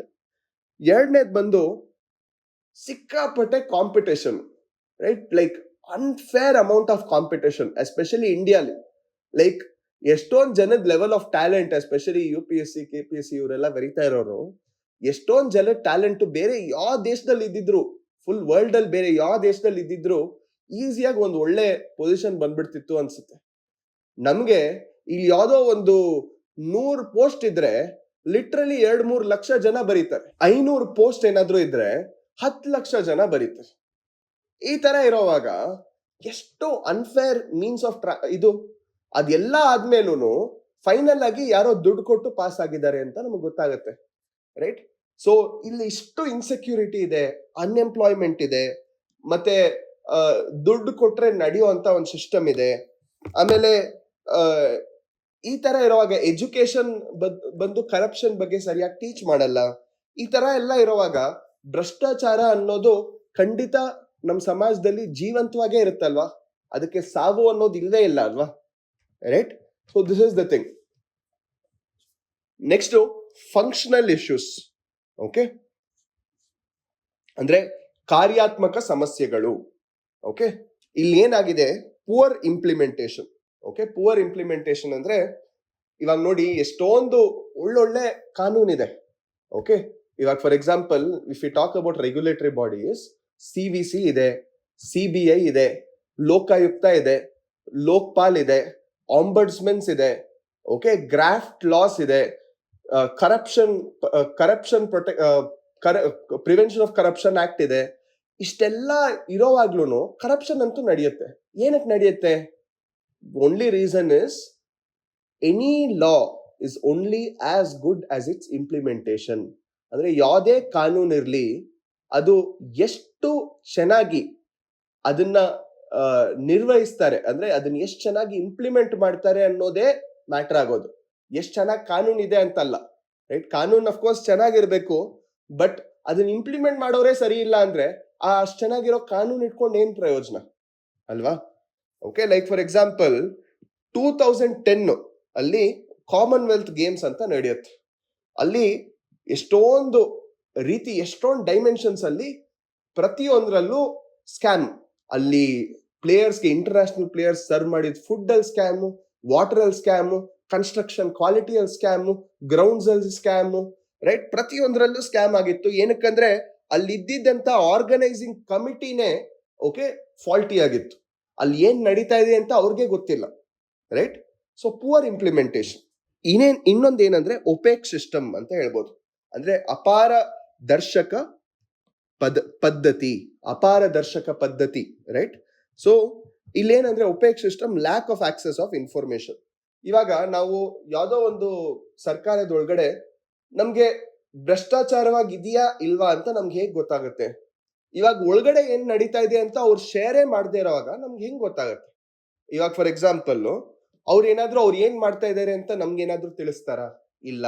ಅವ್ರೇನಾದ್ರೂ ನಮ್ಗೆ ಇನ್ಫಾರ್ಮೇಶನ್, ಮಾಹಿತಿ ಕೊಡ್ತಾರ? ಅವ್ರು ಏನ್ ಮಾಡ್ತಾ ಇದಾರೆ, ಎಷ್ಟ್ಲವರೆಗೂ ಡೆವಲಪ್ಮೆಂಟ್ ಆಗಿದೆ, ಏನ್ ಮಾಡಿದ್ದಾರೆ, ಏನ್ ಮಾಡಿಲ್ಲ ಅಂತ ಏನಾದ್ರೂ ಒಂದು ರಿಯಲ್ ಟೈಮ್ ಆಗಿ ಏನಾದ್ರೂ ಅಪ್ಡೇಟ್ ಮಾಡ್ತಾ ಇದಾರ? ಇಲ್ಲ. ಸೊ ಅವ್ರೇನಾದ್ರೂ ತಪ್ಪು ಮಾಡಿದ್ರೆ ಅಥವಾ ಭ್ರಷ್ಟಾಚಾರ ಮಾಡಿದ್ರೆ ನಮ್ಗೆ ಗೊತ್ತಾಗುತ್ತಾ? ಇಲ್ಲ, ರೈಟ್? ಸೊ ಏನಾದ್ರೂ ಸ್ಕ್ರೂಟಿನಿ ಇದೆಯಾ, ಅಕೌಂಟಬಿಲಿಟಿ ಇದೆಯಾ? ಏನೂ ಇಲ್ಲ ಅಲ್ವಾ? ಇವಾಗ ಫಾರ್ ಎಕ್ಸಾಂಪಲ್ ನೋಡಿ, PDS ಇದೆ, ಅಂದ್ರೆ ರೇಷನ್ ಅಂಗಡಿ, ನಿಮ್ಗೆಲ್ಲರಿಗೂ ಗೊತ್ತಿರುತ್ತೆ. ಸೊ ಇಲ್ಲಿ ಅಲ್ಲಿ ಅಂದ್ರೆ ಆ ರೇಷನ್ ಅಂಗಡಿಗೆ ಎಷ್ಟು ಅಕ್ಕಿ ಬಂದಿದೆ, ಓಕೆ, ಎಷ್ಟು ಕೆರೋಸಿನ್ ಬಂದಿದೆ ಅಂತ ಯಾರಾದ್ರೂ ಜನಕ್ಕೆ ಆ ಮಾಹಿತಿ ಇದೆಯಾ? ಇಲ್ಲ. ಎಷ್ಟು ಬಂದಿದೆ, ಎಷ್ಟು ಹೋಗ್ತಿದೆ, ಯಾರಿಗೂ ಗೊತ್ತಿಲ್ಲ. ಸೊ ಅವಾಗ ಅವ್ರೇನಾದ್ರೂ ಇದನ್ನ ಬೇರೆ ಕಡೆ ಹೋಗಿ ಮಾರಿದ್ರೆ ಯಾರಿಗ್ ಗೊತ್ತಾಗುತ್ತೆ? ಯಾರಿಗೂ ಗೊತ್ತಾಗಲ್ಲ ಅಲ್ವಾ? ಸೊ ನೆಕ್ಸ್ಟ್, ಈ ಭ್ರಷ್ಟಾಚಾರ ಏನೋ ನಡೀತಾ ಇದೆ, ಅದ್ರ ಇಂಪ್ಲಿಕೇಶನ್ಸ್ ಏನು, ರೈಟ್? ಅಂದ್ರೆ ಭ್ರಷ್ಟಾಚಾರದ ಪರಿಣಾಮಗಳು ಏನು? ಓಕೆ, ಅಂದ್ರೆ ನಮ್ ದೇಶದ ಪ್ರಗತಿಗೆ ಅದು ಹೇಗೆ ಒಂದು ಹಿಂಡ್ರೆನ್ಸ್ ಆಗಿದೆ ಅಂತ ನಾವಿವಾಗ ನೋಡೋಣ, ರೈಟ್? ಇದ್ರಲ್ಲೂ ಎಷ್ಟೊಂದು ಡೈಮೆನ್ಷನ್ಸ್ ಇದೆ, right? Like for example economic ಇದೆ, ಸೋಷಿಯಲ್ ಇದೆ, ಪೊಲಿಟಿಕಲ್ ಇದೆ, ಎನ್ವೈರನ್ಮೆಂಟಲ್ ಇದೆ. ಇದನ್ನೆಲ್ಲ ಒಂದಾಗಿ ನೋಡ್ತಾ ಹೋಗೋಣ. ಮೊದಲನೇದಾಗಿ economic cost. Okay, economic cost ಅಂದ್ರೆ ನಮ್ಮ ಆರ್ಥಿಕ ಸಂಕಷ್ಟ ಅಂತ ಹೇಳ್ಬೋದು, ರೈಟ್? ಸೊ ಒಂದು ಫಸ್ಟ್ ಥಿಂಗ್ ಏನಂದ್ರೆ, ನಮ್ಮ ಎಕನಾಮಿಕ್ ಗ್ರೋತ್ ಏನಿದೆ, ಓಕೆ, ಅದನ್ನ ಕಡಿಮೆ ಮಾಡುತ್ತೆ ಭ್ರಷ್ಟಾಚಾರ. ಓಕೆ, ಏನಕ್ಕಂದ್ರೆ ನಾವು ರಿಸೋರ್ಸಸ್ ನಾವು ಸರಿಯಾಗಿ ಯೂಟಿಲೈಸ್ ಮಾಡ್ಕೊಳಕ್ಕಾಗಲ್ಲ. Ultimately what is economics? Economics is best utilisation of scarce resources ಅಂತ ಹೇಳ್ಬೋದು. ಸೊ ಆ ರಿಸೋರ್ಸಸ್ನೇ ನಾವು ಸರಿಯಾಗಿ ಯೂಟಿಲೈಸ್ ಮಾಡ್ಕೊಳಕ್ ಆಗಿಲ್ಲ ಅಂದ್ರೆ ಎಕಾನಮಿ ಹೆಂಗಿರುತ್ತೆ? There will obviously be inefficiency. ಅವಾಗ ಮಾರ್ಕೆಟ್ಸ್ ಡಿಸ್ಟ್ರಾಯ್ ಆಗುತ್ತೆ, ಕ್ವಾಲಿಟಿ ಕಾಂಪ್ರಮೈಸ್ ಆಗುತ್ತೆ. ಓಕೆ, ಸೊ ಇವಾಗ ನಿಮ್ಗೊಂದು ಚಿಕ್ಕ ಒಂದು ಗ್ಲಿಮ್ಸ್ ಕೊಡ್ಬೇಕಂದ್ರೆ ಯಾವ ಲೆವೆಲ್ ಅಲ್ಲಿ ಭ್ರಷ್ಟಾಚಾರ ಆಗ್ತಿದೆ ಅಂತ, ಒಂದು ಮೊದಲನೇದಾಗಿ ಕೆಲವೊಂದು ಎಸ್ಟಿಮೇಟ್ಸ್ ಏನ್ ತೋರಿಸುತ್ತೆ ಅಂದ್ರೆ, ಗೌರ್ಮೆಂಟ್ ಪ್ರತಿ ವರ್ಷ 2,00,000 ಕೋಟಿ ರೂಪಾಯಿ, ಹೆಂಗೆ 2 ಲಕ್ಷ ಅಲ್ಲ, 2 ಲಕ್ಷ ಕೋಟಿ ರೂಪಾಯಿ ಲಾಸ್ ಆಗುತ್ತೆ. ಯಾವ್ದ್ರಿಂದ? ಟ್ಯಾಕ್ಸ್ ಇವೇಷನ್ ಇಂದ. ಅಂದ್ರೆ ಎಲ್ಲರೂ ಟ್ಯಾಕ್ಸ್ ನ ತಪ್ಪಿಸ್ಬೇಕು, ಟ್ಯಾಕ್ಸ್ ಕಟ್ಟಬಾರ್ದು ಅಂತ ಯಾರ್ಯಾರು ನೋಡ್ತಾರೋ ಅದರಿಂದ ಗೌರ್ಮೆಂಟ್ಗೆ ಒಂದ್ ವರ್ಷಕ್ಕೆ ಎಷ್ಟು ಲಾಸು? 2 ಲಕ್ಷ ಕೋಟಿ ರೂಪಾಯಿ ಲಾಸ್. ಓಕೆ, ಆಮೇಲೆ 40,000 ರೂಪಾಯಿ ಕೋಟಿ ಬಂದು ಡಿಲೇ ಇನ್ ಪ್ರಾಜೆಕ್ಟ್ಸ್, ಅಂದ್ರೆ ಪ್ರಾಜೆಕ್ಟ್ಸ್ ಕರೆಕ್ಟ್ ಆಗಿರುವಂತ ಸಮಯದಲ್ಲಿ ಕಂಪ್ಲೀಟ್ ಆಗದೆ ಇರೋ ಒಂದು ಕಾರಣಕ್ಕೆ ಓಕೆ ಡಿಲೇ ಇನ್ ಪ್ರಾಜೆಕ್ಟ್ಸ್ ಅಲ್ಲಿ 40,000 ಕೋಟಿ ರೂಪಾಯಿ ಲಾಸ್ ಆಗುತ್ತೆ.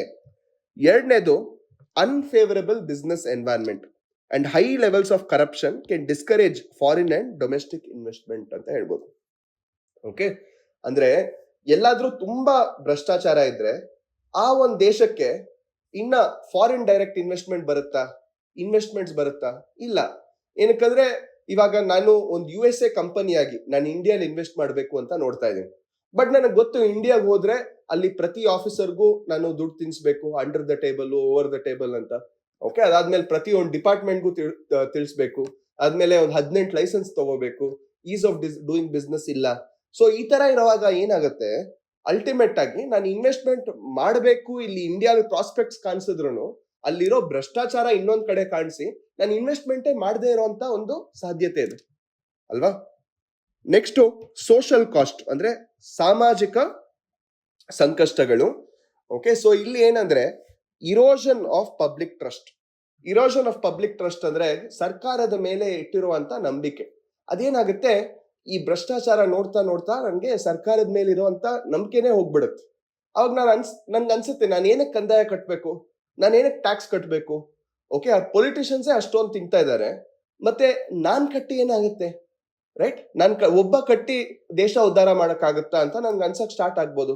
ಅದಾದ್ಮೇಲೆ ಇನ್ನೂ ಏನಾದ್ರೂ ಸರ್ಕಾರ 2G ಸ್ಕ್ಯಾಮ್ ಅಂತ ಮಾಡ್ತಾ ಇದೆ, 2G spectrum scam, Colgate scam ಅಂತ. ಸೊ ಈ ಸ್ಕ್ಯಾಮ್ಸ್ ಎಲ್ಲ ನೋಡುವಾಗ ನನ್ಗೇನ್ ಅನ್ಸುತ್ತೆ, ಅಲ್ಲಿ ಹೋಗ್ಬಿಟ್ಟು ಸಾವಿರಾರು ಕೋಟಿ ಹೋಗ್ಬಿಟ್ಟು ಅಲ್ಲಿ ಹೊಡ್ಕೊಂತ ಇದ್ದಾರೆ. ನನಗ್ ಬರುವಂತ ಕೆಲವೊಂದು ಲಕ್ಷದಲ್ಲಿ ನಾನು 1,000 ರೂಪಾಯಿ ಟ್ಯಾಕ್ಸ್ ಕಟ್ಬೇಕು ಅಂದ್ರೆ ಅದ್ ಯಾವ ಮಟ್ಟದಲ್ಲಿ ನ್ಯಾಯ? ನಾನು ಹೆಂಗಾದ್ರೂ ಸೇವ್ ಮಾಡಕ್ ಟ್ರೈ ಮಾಡ್ತೀನಿ. ಈ ತರ ಎಲ್ಲ ಏನಕ್ಕೆ ಅನ್ಸಕ್ ಸ್ಟಾರ್ಟ್ ಮಾಡುತ್ತೆ ಹೇಳಿ? ಏನಕ್ಕೆ ಅನ್ಸಕ್ ಸ್ಟಾರ್ಟ್ ಆಗುತ್ತೆ? ಏನಕ್ಕಂದ್ರೆ ಒಂದು ನಂಬಿಕೆ ಅಂತ ಏನಿದೆ, ಭ್ರಷ್ಟಾಚಾರದ ಮೂಲದಿಂದ ಆ ನಂಬಿಕೆ ಸರ್ಕಾರ ಉಳಿಸ್ಕೊಳಕ್ ಆಗ್ತಿಲ್ಲ. Right, next access to service ಅಂದ್ರೆ ಸೇವೆಗಳ ಒಂದು ಆಕ್ಸೆಸ್ ಏನಿದೆ, it can hinder essential services. Like for example, ಇವಾಗ ಪ್ರತಿಯೊಂದರಲ್ಲೂ ಸ್ಕ್ಯಾಮ್ ಆಗ್ಬಿಟ್ಟಿದೆ. ಹೆಲ್ತ್ ಕೇರ್, ಎಜುಕೇಶನ್, ಓಕೆ, ಒಂದು ಸ್ಯಾನಿಟೇಷನ್, ಕ್ಲೀನ್ ವಾಟರ್, ಇದೆಲ್ಲಾನು ಇದ್ರಲ್ಲೂ ಸ್ಕ್ಯಾಮ್ ಮಾಡುವಾಗ, ಕಾಂಟ್ರಾಕ್ಟರ್ಸ್ ಇದ್ರಲ್ಲೂ ಸ್ಕ್ಯಾಮ್ ಮಾಡುವಾಗ ಏನಾಗುತ್ತೆ, ಒಂದು ವಲ್ನರಬಲ್ ಪಾಪ್ಯುಲೇಷನ್ ಯಾರು ಇರ್ತಾರೋ ಅವ್ರಿಗೆ, ಅಂದ್ರೆ ಕಟ್ಟ ಕಡೆಯ ಮನುಷ್ಯ ಅಂತ ನಾವೇನ್ ಹೇಳ್ತೀವಿ, ಅವ್ರಿಗೆ ತುಂಬಾ ಎಫೆಕ್ಟ್ ಆಗ್ಬಿಡುತ್ತೆ. Right, like for example COVID-19 ಅಲ್ಲಿ ಎಸ್ಪೆಷಲಿ ಸೆಕೆಂಡ್ ವೇವ್ ಅಲ್ಲಿ ನೀವು ನೋಡಿ. ಓಕೆ, ಸೆಕೆಂಡ್ ವೇವ್ ಅಲ್ಲಿ MLA ಫೋನ್ ಮಾಡಿದ್ರು ಬೆಡ್ ಸಿಗ್ತಾ ಇಲ್ಲ. ಓಕೆ, MP ಫೋನ್ ಮಾಡಿದ್ರು ಬೆಡ್ ಸಿಗ್ತಾ ಇಲ್ಲ. ರೈಟ್, ಆ ಒಂದು ಕ್ರಿಟಿಕಲ್ ಟೈಮ್ ಅಂದ್ರೆ ಮಾನವೀಯತೆ ಎಲ್ಲರೂ, ಅಂದ್ರೆ ಮನುಷ್ಯರೆಲ್ಲರೂ ಜೊತೆಗೆ ಬರ್ಬೇಕಾಗಿರೋ ಟೈಮಲ್ಲೂ ಯಾರಿಗೋ ಒಂದು ದುರಾಸೆ ಇದ್ದು, ಅತಿ ಆಸೆ ಇದ್ದು, ಆ ಟೈಮಲ್ಲೂ ಅವರು ಶವಗಳ ಮೇಲೆ ಅವರು ದುಡ್ಡು ಮಾಡ್ಕೋಬೇಕು ಅಂತ ನೋಡ್ತಿರೋದೊಂದು ಲೈಕ್ ತುಂಬಾ ಒಂದು ಮಾನವೀಯತೆ ಮೇಲೆ ಒಂದು ಟ್ರಸ್ಟ್ ಹೋಗ್ಬಿಡುತ್ತೆ ಅಂತ ನೋಡ್ಕೊಳ್ಳಿ. ರೈಟ್, ಲೈಕ್ ಫಾರ್ ಎಕ್ಸಾಂಪಲ್ ಈ ಟೈಮಲ್ಲಿ ಏನ್ ಮಾಡ್ತಿದ್ರು, ಕೋವಿಡ್ ಕೊಟ್ಟಿರೋ ಅಂತ ನಿಧಿಯಲ್ಲಿ ಎಂಬೆಸಲ್ಮೆಂಟ್ ಅಂದ್ರೆ ಅದರಿಂದ ದುಡ್ಡು ತೆಗೆದು ಡಿಸ್ಪ್ರಪೋರ್ಷನೇಟ್ ಆಗಿ ಖರ್ಚು ಮಾಡೋದು. ರೈಟ್, ಎಕ್ಸ್ಪೈರ್ಡ್ ವ್ಯಾಕ್ಸಿನ್ಸ್ ನ ದುಡ್ಡು ಕೊಟ್ಟು ತಗೊಂಡು ಅವ್ರಿಗೆ ಎಕ್ಸ್ಪೈರ್ಡ್ ವ್ಯಾಕ್ಸಿನ್ಸ್ ಆಗೋದು, ಅದರಿಂದ ಎಷ್ಟು ಜನ ಸತ್ತೋಗಿರ್ಬೋದು. ರೈಟ್, ಆ ತರ ಒಂದು ಸ್ಕ್ಯಾಮ್ ನಿಮ್ ಮನೆಯಲ್ಲಿ ಯಾರಿಗೋ ಒಬ್ಬರ ಮೇಲೆ ಆಗಿದೆ ಅಂದ್ರೆ ನೀವು ಸುಮ್ಮನೆ ಇರ್ತೀರಾ? ರೈಟ್, ಆಮೇಲೆ ಹೆಲ್ತ್ ಕಾಂಟ್ರಾಕ್ಟ್ಸ್ ಅಲ್ಲಿ ಸ್ಕ್ಯಾಮ್ ಮಾಡೋದು, ಬೆಡ್ಸ್ ಅಲ್ಲಿ ಸ್ಕ್ಯಾಮ್ ಮಾಡೋದು, ಆಕ್ಸಿಜನ್ ಸಿಲಿಂಡರ್ಸ್ ಅಲ್ಲಿ ಸ್ಕ್ಯಾಮ್ ಮಾಡೋದು. ರೈಟ್, ಸೊ ಇದು ಸೋಷಿಯಲ್ ಕಾಸ್ಟ್ ನ ಎಷ್ಟು ಜಾಸ್ತಿ ಮಾಡುತ್ತೆ. ಓಕೆ, ಅಂದ್ರೆ ಒಂದು ಸೊಸೈಟಿಯಲ್ಲಿ ಒಂದು ಸಮಾಜವಾಗಿ ನಾವ್ ಇರಕ್ ಸಾಧ್ಯನಾ? ನೆಕ್ಸ್ಟ್ ಎಕ್ಸಸರ್ಬೇಟ್ಸ್ ಪಾವರ್ಟಿ, ಅಂದ್ರೆ ಬಡತನ ಏನಿದೆ ಅದನ್ನ ಇನ್ನೂ ಜಾಸ್ತಿ ಮಾಡುತ್ತೆ. ಫ್ರೀಡಮ್ ಆಫ್ ಸ್ಪೀಚ್ ಅಂದ್ರೆ ಭಾಷಾ ಸ್ವತಂತ್ರ ಏನಿದೆ, ಓಕೆ, ಅದು ನಮ್ಗೆ ಹ್ಯಾಂಪರ್ ಆಗುತ್ತೆ. ಅದು ಇಟ್ ವಿಲ್ ಬಿ ಸ್ಟಾಪ್ಡ್. ಇವಾಗ ಫಾರ್ ಎಕ್ಸಾಂಪಲ್ ಇವಾಗ ಒಂದು ಮೀಡಿಯಾ ಹೌಸ್ ಇದೆ ಅಂತ ಅನ್ಕೊಳ್ಳಿ, ಪೊಲಿಟಿಷಿಯನ್ಸ್ ಇದಾರೆ ಅಂತ ಅನ್ಕೊಳ್ಳಿ, ಲಾಬಿಯಿಸ್ಟ್ ಇದಾರೆ ಅಂತ ಅನ್ಕೊಳ್ಳಿ. ಅವರೆಲ್ಲರೂ ಜೊತೆಗೆ ಬಂದ್ರೆ ಏನಾಗುತ್ತೆ? ಭ್ರಷ್ಟಾಚಾರನೇ ಅಲ್ವಾ ಅದನ್ನು. Like for example fake news ಇರುತ್ತೆ, ಫ್ರೀ ಅಂಡ್ ಫೇರ್ ಎಲೆಕ್ಷನ್ಸ್ ಸರಿಯಾಗಿ ಆಗಲ್ಲ, ರೈಟ್? ಸೊ ಈ free and fair news coverage ಸರಿಯಾಗಿ ಆಗಲ್ಲ. ಆಮೇಲೆ ಪೇಡ್ ಟಾಕ್ ಶೋಸ್ ಇರುತ್ತೆ. ಆಮೇಲೆ ಈ argument based culture, argument paid news culture ಇರುತ್ತೆ. ಅಂದ್ರೆ ಜೋರಾಗಿ ಬಂದು India wants to know, India wants to know ಅಂತ ಬಂದು ಕಿಚ್ಚಾಡೋದು ಪ್ರೈಮ್ ಟೈಮ್ ಅಲ್ಲಿ, ರೈಟ್? ಸೊ ಅಲ್ಲಿ ಏನು ಯಾರಿಗೂ ಮಾತಾಡಕ್ಕೆ ಚಾನ್ಸ್ ಸಿಗಲ್ಲ, ಬರೀ ಕಿರ್ಚ್ತಾ ಇರ್ತಾರೆ. ಯಾರ ಬಗ್ಗೆ ಮಾತಾಡ್ತಾ ಇದ್ದೀನಿ ಅಂತ ನಿಮ್ಗೆ ಗೊತ್ತಿದ್ರೆ ಕಮೆಂಟ್ಸ್ ಅಲ್ಲಿ ತಿಳಿಸಿ. ಓಕೆ, ಎನಿವೇಸ್, ನೆಕ್ಸ್ಟ್ ಬಂದು ಹ್ಯೂಮನ್ ರೈಟ್ಸ್. ಇಲ್ಲಿ it weakens the capacity of judicial system, right? Next gender inequality, ಅಂದ್ರೆ corruption disproportionately affects those with less power through sexual bribery etcetera, right? So transparency international already ಹೇಳಿರೋಂತ ಒಂದು international NGO ಅದು. ಅದರಲ್ಲಿ ಏನ್ ಹೇಳ್ತಾರೆ ಅಂದ್ರೆ ತಾಯಿಗಳು, okay, there are lot of mothers dying during childbirth. It increases wherever there is higher incidence of bribery ಅಂತ ಹೇಳ್ತಾರೆ. ಓಕೆ, ಅಂದ್ರೆ mothers are dying wherever in countries wherever there is incidence of bribery. Okay, next political cost. Okay, ಅಂದ್ರೆ ಏನಿದು principle of democracy, okay, ಪ್ರಜಾಪ್ರಭುತ್ವದ ಒಂದು principal ಏನಿದೆ, okay, ಮತ್ತೆ election outcomes, okay, ಚುನಾವಣೆ ಅದರ ಔಟ್ಕಮ್ ಏನಿದೆ ಅದನ್ನ ಭ್ರಷ್ಟಾಚಾರ ಚೇಂಜ್ ಮಾಡಿಬಿಡುತ್ತೆ. ಓಕೆ, ವೋಟ್ಸ್ ಯಾವಾಗ ಖರೀದಿ ಆಗುತ್ತೋ, ಮತಗಳು ಯಾವಾಗ ಖರೀದಿ ಆಗುತ್ತೋ ಅವಾಗ ಚುನಾವಣೆ ಸರಿಯಾಗಿ ನಡೆಯಲ್ಲ. ಅವಾಗ ಪ್ರಜಾಪ್ರಭುತ್ವ ಹೇಗಿರುತ್ತೆ, ರೈಟ್? ಅದು ಆಲ್ಮೋಸ್ಟ್ ಕಾಸಿನ ಪ್ರಭುತ್ವ ಆಗ್ಬಿಡುತ್ತೆ, right? Impaired rule of law. Impaired rule of law ಅಂದ್ರೆ ಸೆಲೆಕ್ಟಿವ್ ಎನ್ಫೋರ್ಸ್ಮೆಂಟ್ ಆಫ್ ಲಾ. ಅಂದ್ರೆ ನನಗೆ ಯಾವ ಕಾನೂನು ಇಷ್ಟನೋ, ಅದ್ ನನ್ಗೆ ಯಾವ್ದು ಸೂಟ್ ಆಗುತ್ತೋ ಬರೀ ಅದನ್ನ ಮಾತ್ರ ನಾನು ಕರೆಕ್ಟ್ ಆಗಿ ಇಂಪ್ಲಿಮೆಂಟ್ ಮಾಡ್ತೀನಿ. ನನ್ಗೆ ಎಲ್ಲಿ ಸೂಟ್ ಆಗಲ್ವೋ ಅದನ್ನ ನಾನು ಇಂಪ್ಲಿಮೆಂಟೇ ಮಾಡಲ್ಲ. ತುಂಬಾ ಕನ್ವೀನಿಯಂಟ್ ಅಲ್ಲ? ಮತ್ತೆ ಲ್ಯಾಕ್ ಆಫ್ ಅಕೌಂಟಬಿಲಿಟಿ. ಅಕೌಂಟಬಿಲಿಟಿ ಅಂದ್ರೆ ಏನು?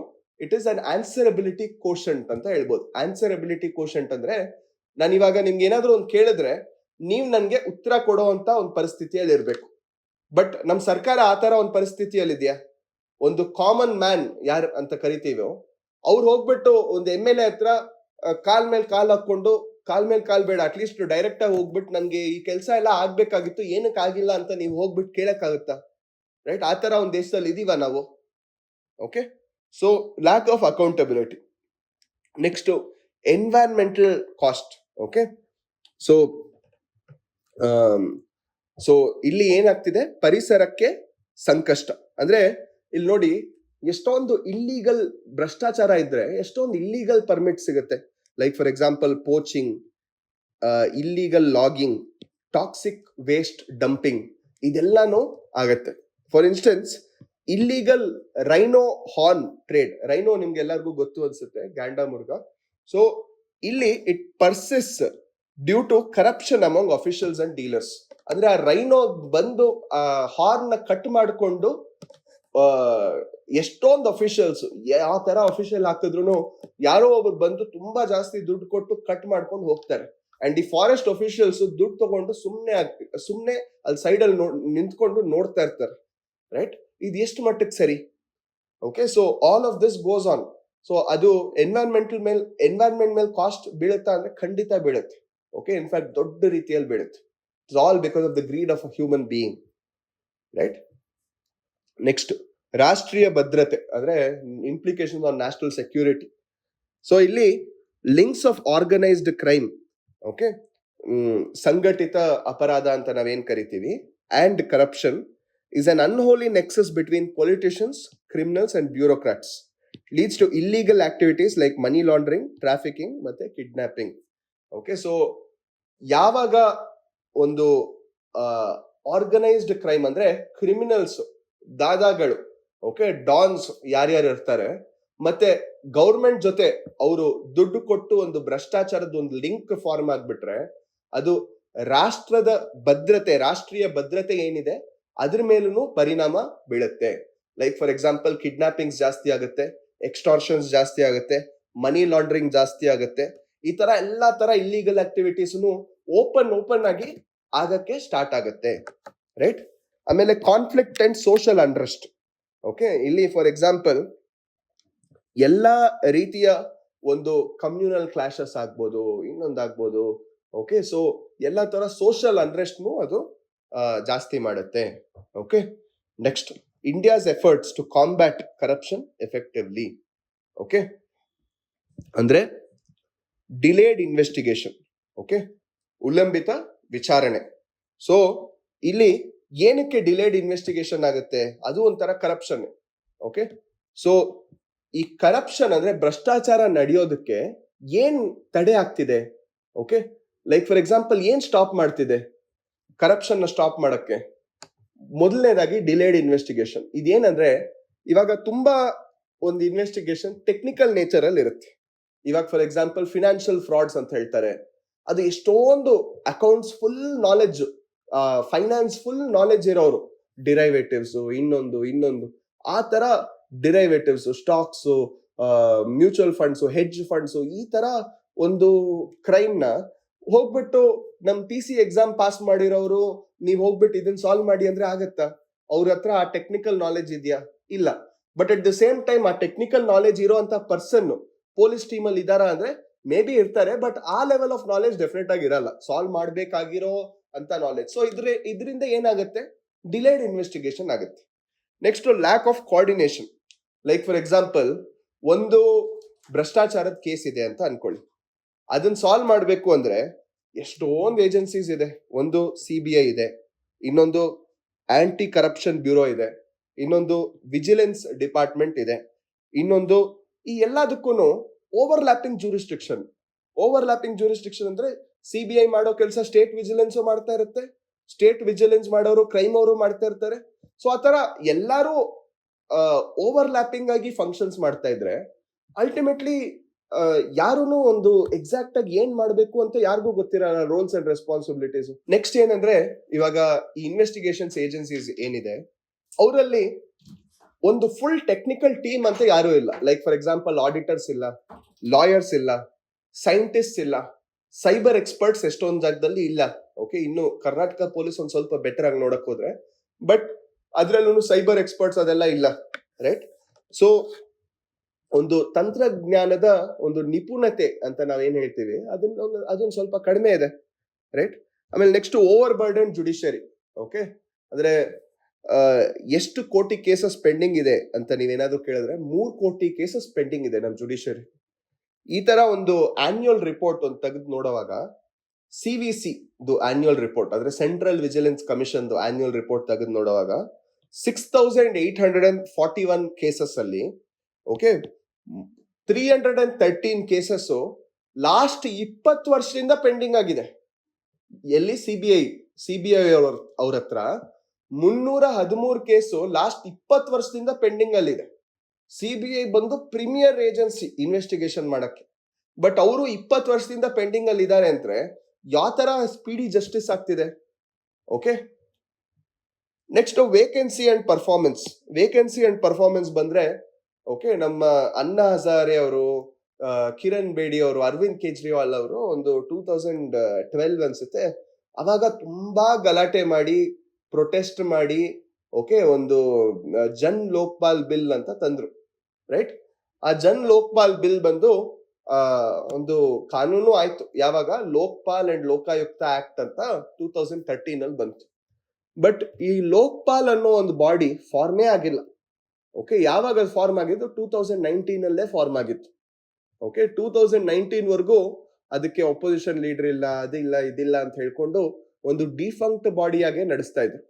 ಅಂದ್ರೆ ವೇಕೆನ್ಸಿ ಅಂಡ್ ಪೆಂಡೆನ್ಸಿ ಇದ್ರೂ ಓಕೆ, ಏನಾಗ್ತಿದೆ ಇಲ್ಲಿ ಒಂದು ಬಾಡಿಗೆ ಅವಶ್ಯಕತೆ ಇದೆ, ಆದ್ರೂ ಒಂದು ಬಾಡಿನೇ ಫಾರ್ಮ್ ಮಾಡದೇ ಇರುವಂತ ಒಂದು ಸರ್ಕಾರ, ರೈಟ್? ನೆಕ್ಸ್ಟ್,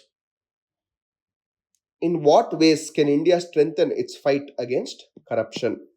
ಓಕೆ,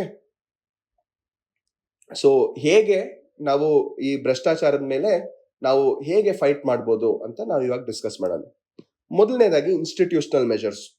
ಇವಾಗ ಲಾ ಎನ್ಫೋರ್ಸ್ಮೆಂಟ್ ಏಜೆನ್ಸೀಸ್ ಏನಿದೆ, ಓಕೆ, ಅದನ್ನ like for example adequate resources ಇರಬೇಕು, ಅವ್ರಿಗೆ ಬೇಕಾಗಿರುವಂತ ಹಣಕಾಸು ನಿಧಿ ಅದೆಲ್ಲ ಸ್ಟ್ರಾಂಗ್ ಆಗಿರ್ಬೇಕು, ಮತ್ತೆ ಕೆಪಾಸಿಟಿ ಬಿಲ್ಡಿಂಗ್ ಇರಬೇಕು, ಅವ್ರಿಗೆ ಬೇಕಾಗಿರುವಂತ ಟ್ರೈನಿಂಗ್ ಕೊಡಬೇಕು, ಓಕೆ, ಮತ್ತೆ ಇಂಡಿಪೆಂಡೆನ್ಸ್ ಆಫ್ ಜುಡಿಷಿಯರಿ ಇರ್ಬೇಕು, ಓಕೆ, ಅವ್ರಿಗೆ ಯಾವುದೇ ತರ ಒಂದು ಒತ್ತಡ ಕೊಡಬಾರ್ದು. Next, strengthening media. Okay, media ಏನಿದೆ, ಓಕೆ, ಸ್ಟ್ರೆಂಥನಿಂಗ್ ರೆಗ್ಯುಲೇಟರಿ ಫ್ರೇಮ್ವರ್ಕ್. ಅವ್ರಿಗೆ ಪ್ರೆಸ್ ಕೌನ್ಸಿಲ್ ಆಫ್ ಇಂಡಿಯಾ ಅಂತ ಅವ್ರ ರೆಗ್ಯುಲೇಟರಿ ಬಾಡಿ ಏನಿದೆ, ಅವರು ಅವಾಗ ಹೋಗ್ಬಿಟ್ಟು ಒಂದು ಬಯಾಸ್ಡ್ ನ್ಯೂಸ್ ಎಲ್ಲೆಲ್ಲಿ ಕಾಣಿಸುತ್ತೋ, ಎಲ್ಲೋ ಜರ್ನಲಿಸಮ್ ಅಂತ ನಾವೇನ್ ಕರಿತೀವಿ, ಅದು ಎಲ್ಲೆಲ್ಲಿ ಕಾಣಿಸುತ್ತೋ ಅವಾಗ ಅವ್ರು ಹೋಗಿ ಕೇಳಬೇಕು, ಏನ್ರಿ ಮೀಡಿಯಾ ಅಂತ, ರೈಟ್? ಸೊ ಅವ್ರು ಕೇಳಿದ್ರೆ ಅವಾಗ ಮೀಡಿಯಾ ಅವರು ಒಂದ್ ಸ್ವಲ್ಪ ಜಾಗೃತರಾಗಿರ್ತಾರೆ, right? Next, ARC recommendations.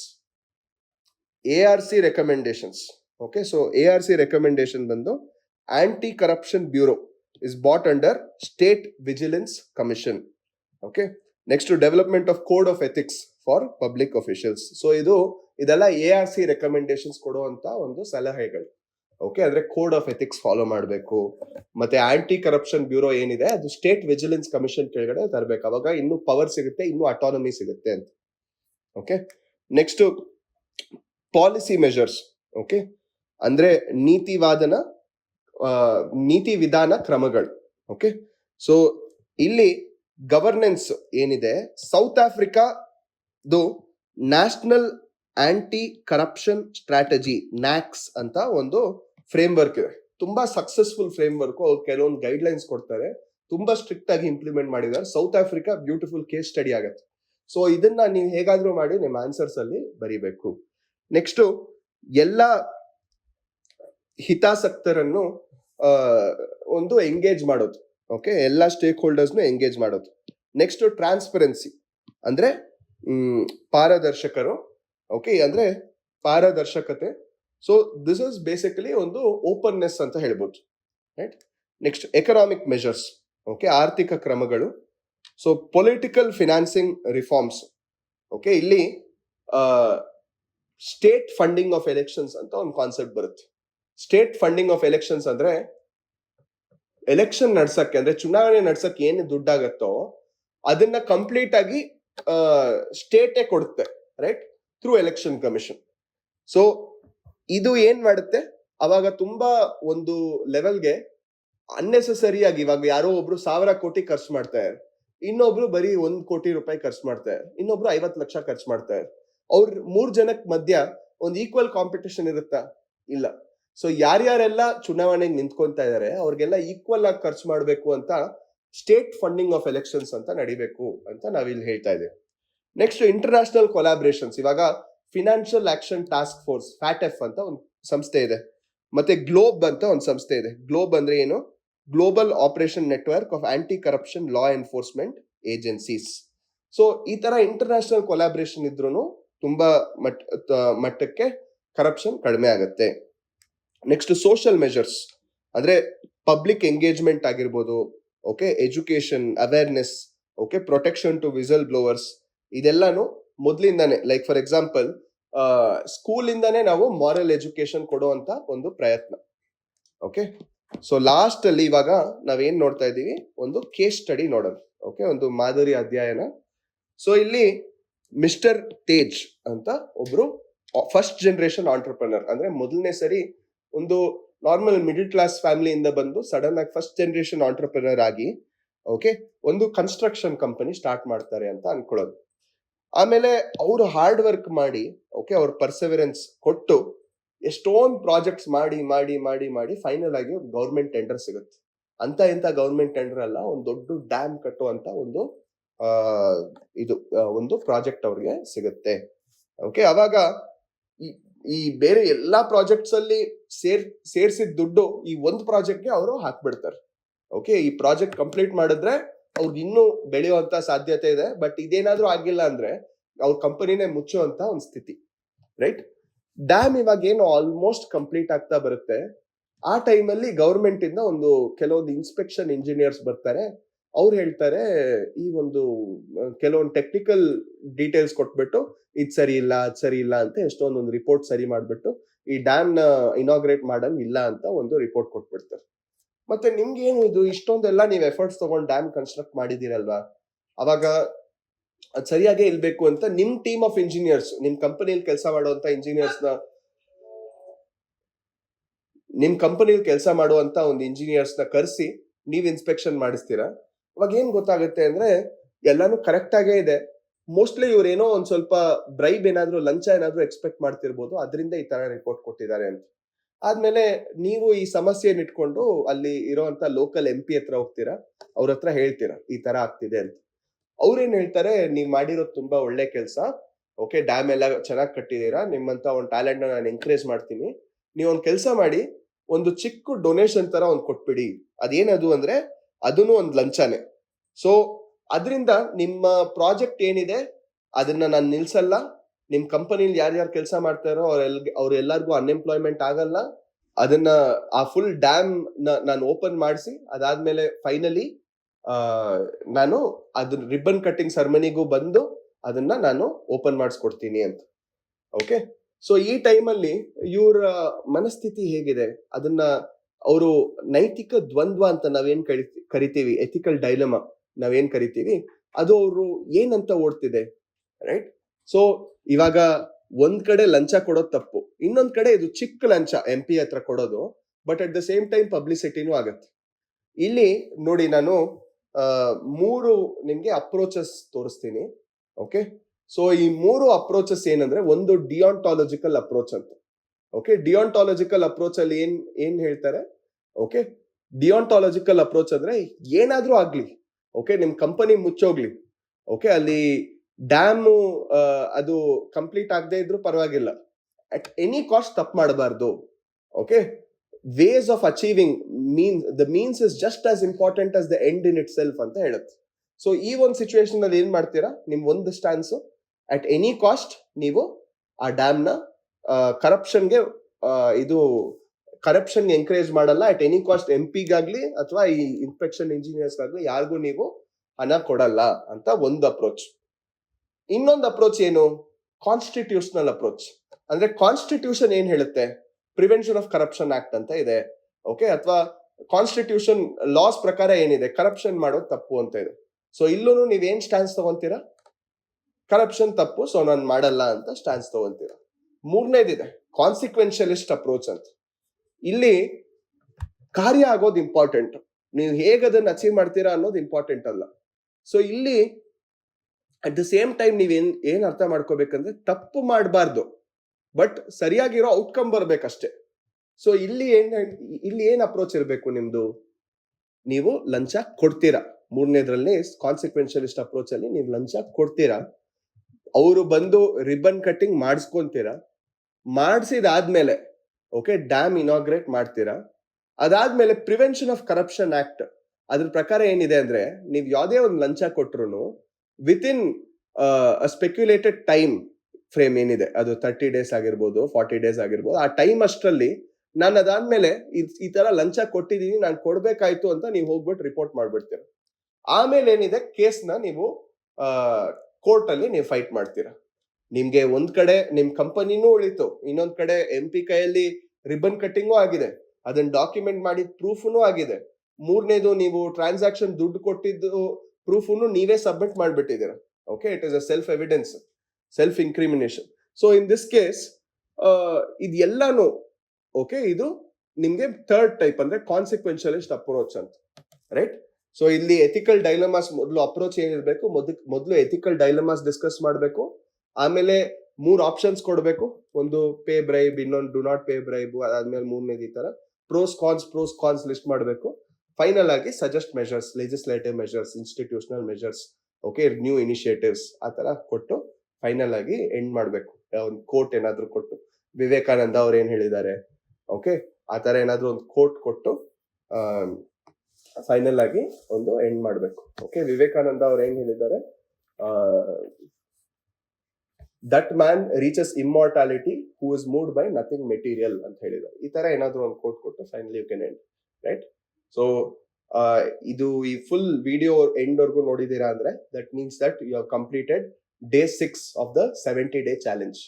Okay, ನನಗೆ ಗೊತ್ತು ಈ ತರ ಟೈಮ್ ಅಲ್ಲಿ ನಿಮ್ಗೆ ತುಂಬಾ ಒಂಥರ ನಿಮ್ಗೆ ಒಂದು ಮೇನ್ಸ್ ಓದಕ್ ಮನ್ಸೇ ಇಲ್ದೇ ಇರ್ಬೋದು, ರೈಟ್? ಲೈಕ್ ಏನಕ್ಕಂದ್ರೆ ಈ ಏನೋ ಪ್ರೊಟೆಸ್ಟ್, ರೀ ಎಕ್ಸಾಮ್, ಅದು ಇದು ಅಂತ. ಬಟ್ ಆದ್ರೂನು ನಿಮ್ ಕರ್ತವ್ಯ ಏನಿದೆ ನೀವು ಡೈಲಿ ಮಾಡ್ತಾನೆ ಹೋಗ್ಬೇಕು. ಕರ್ಮಣ್ಯೇವಾಧಿಕಾರಸ್ಥೆ ಮಾ ಫಲೇಶು ಕಥಾಚನ.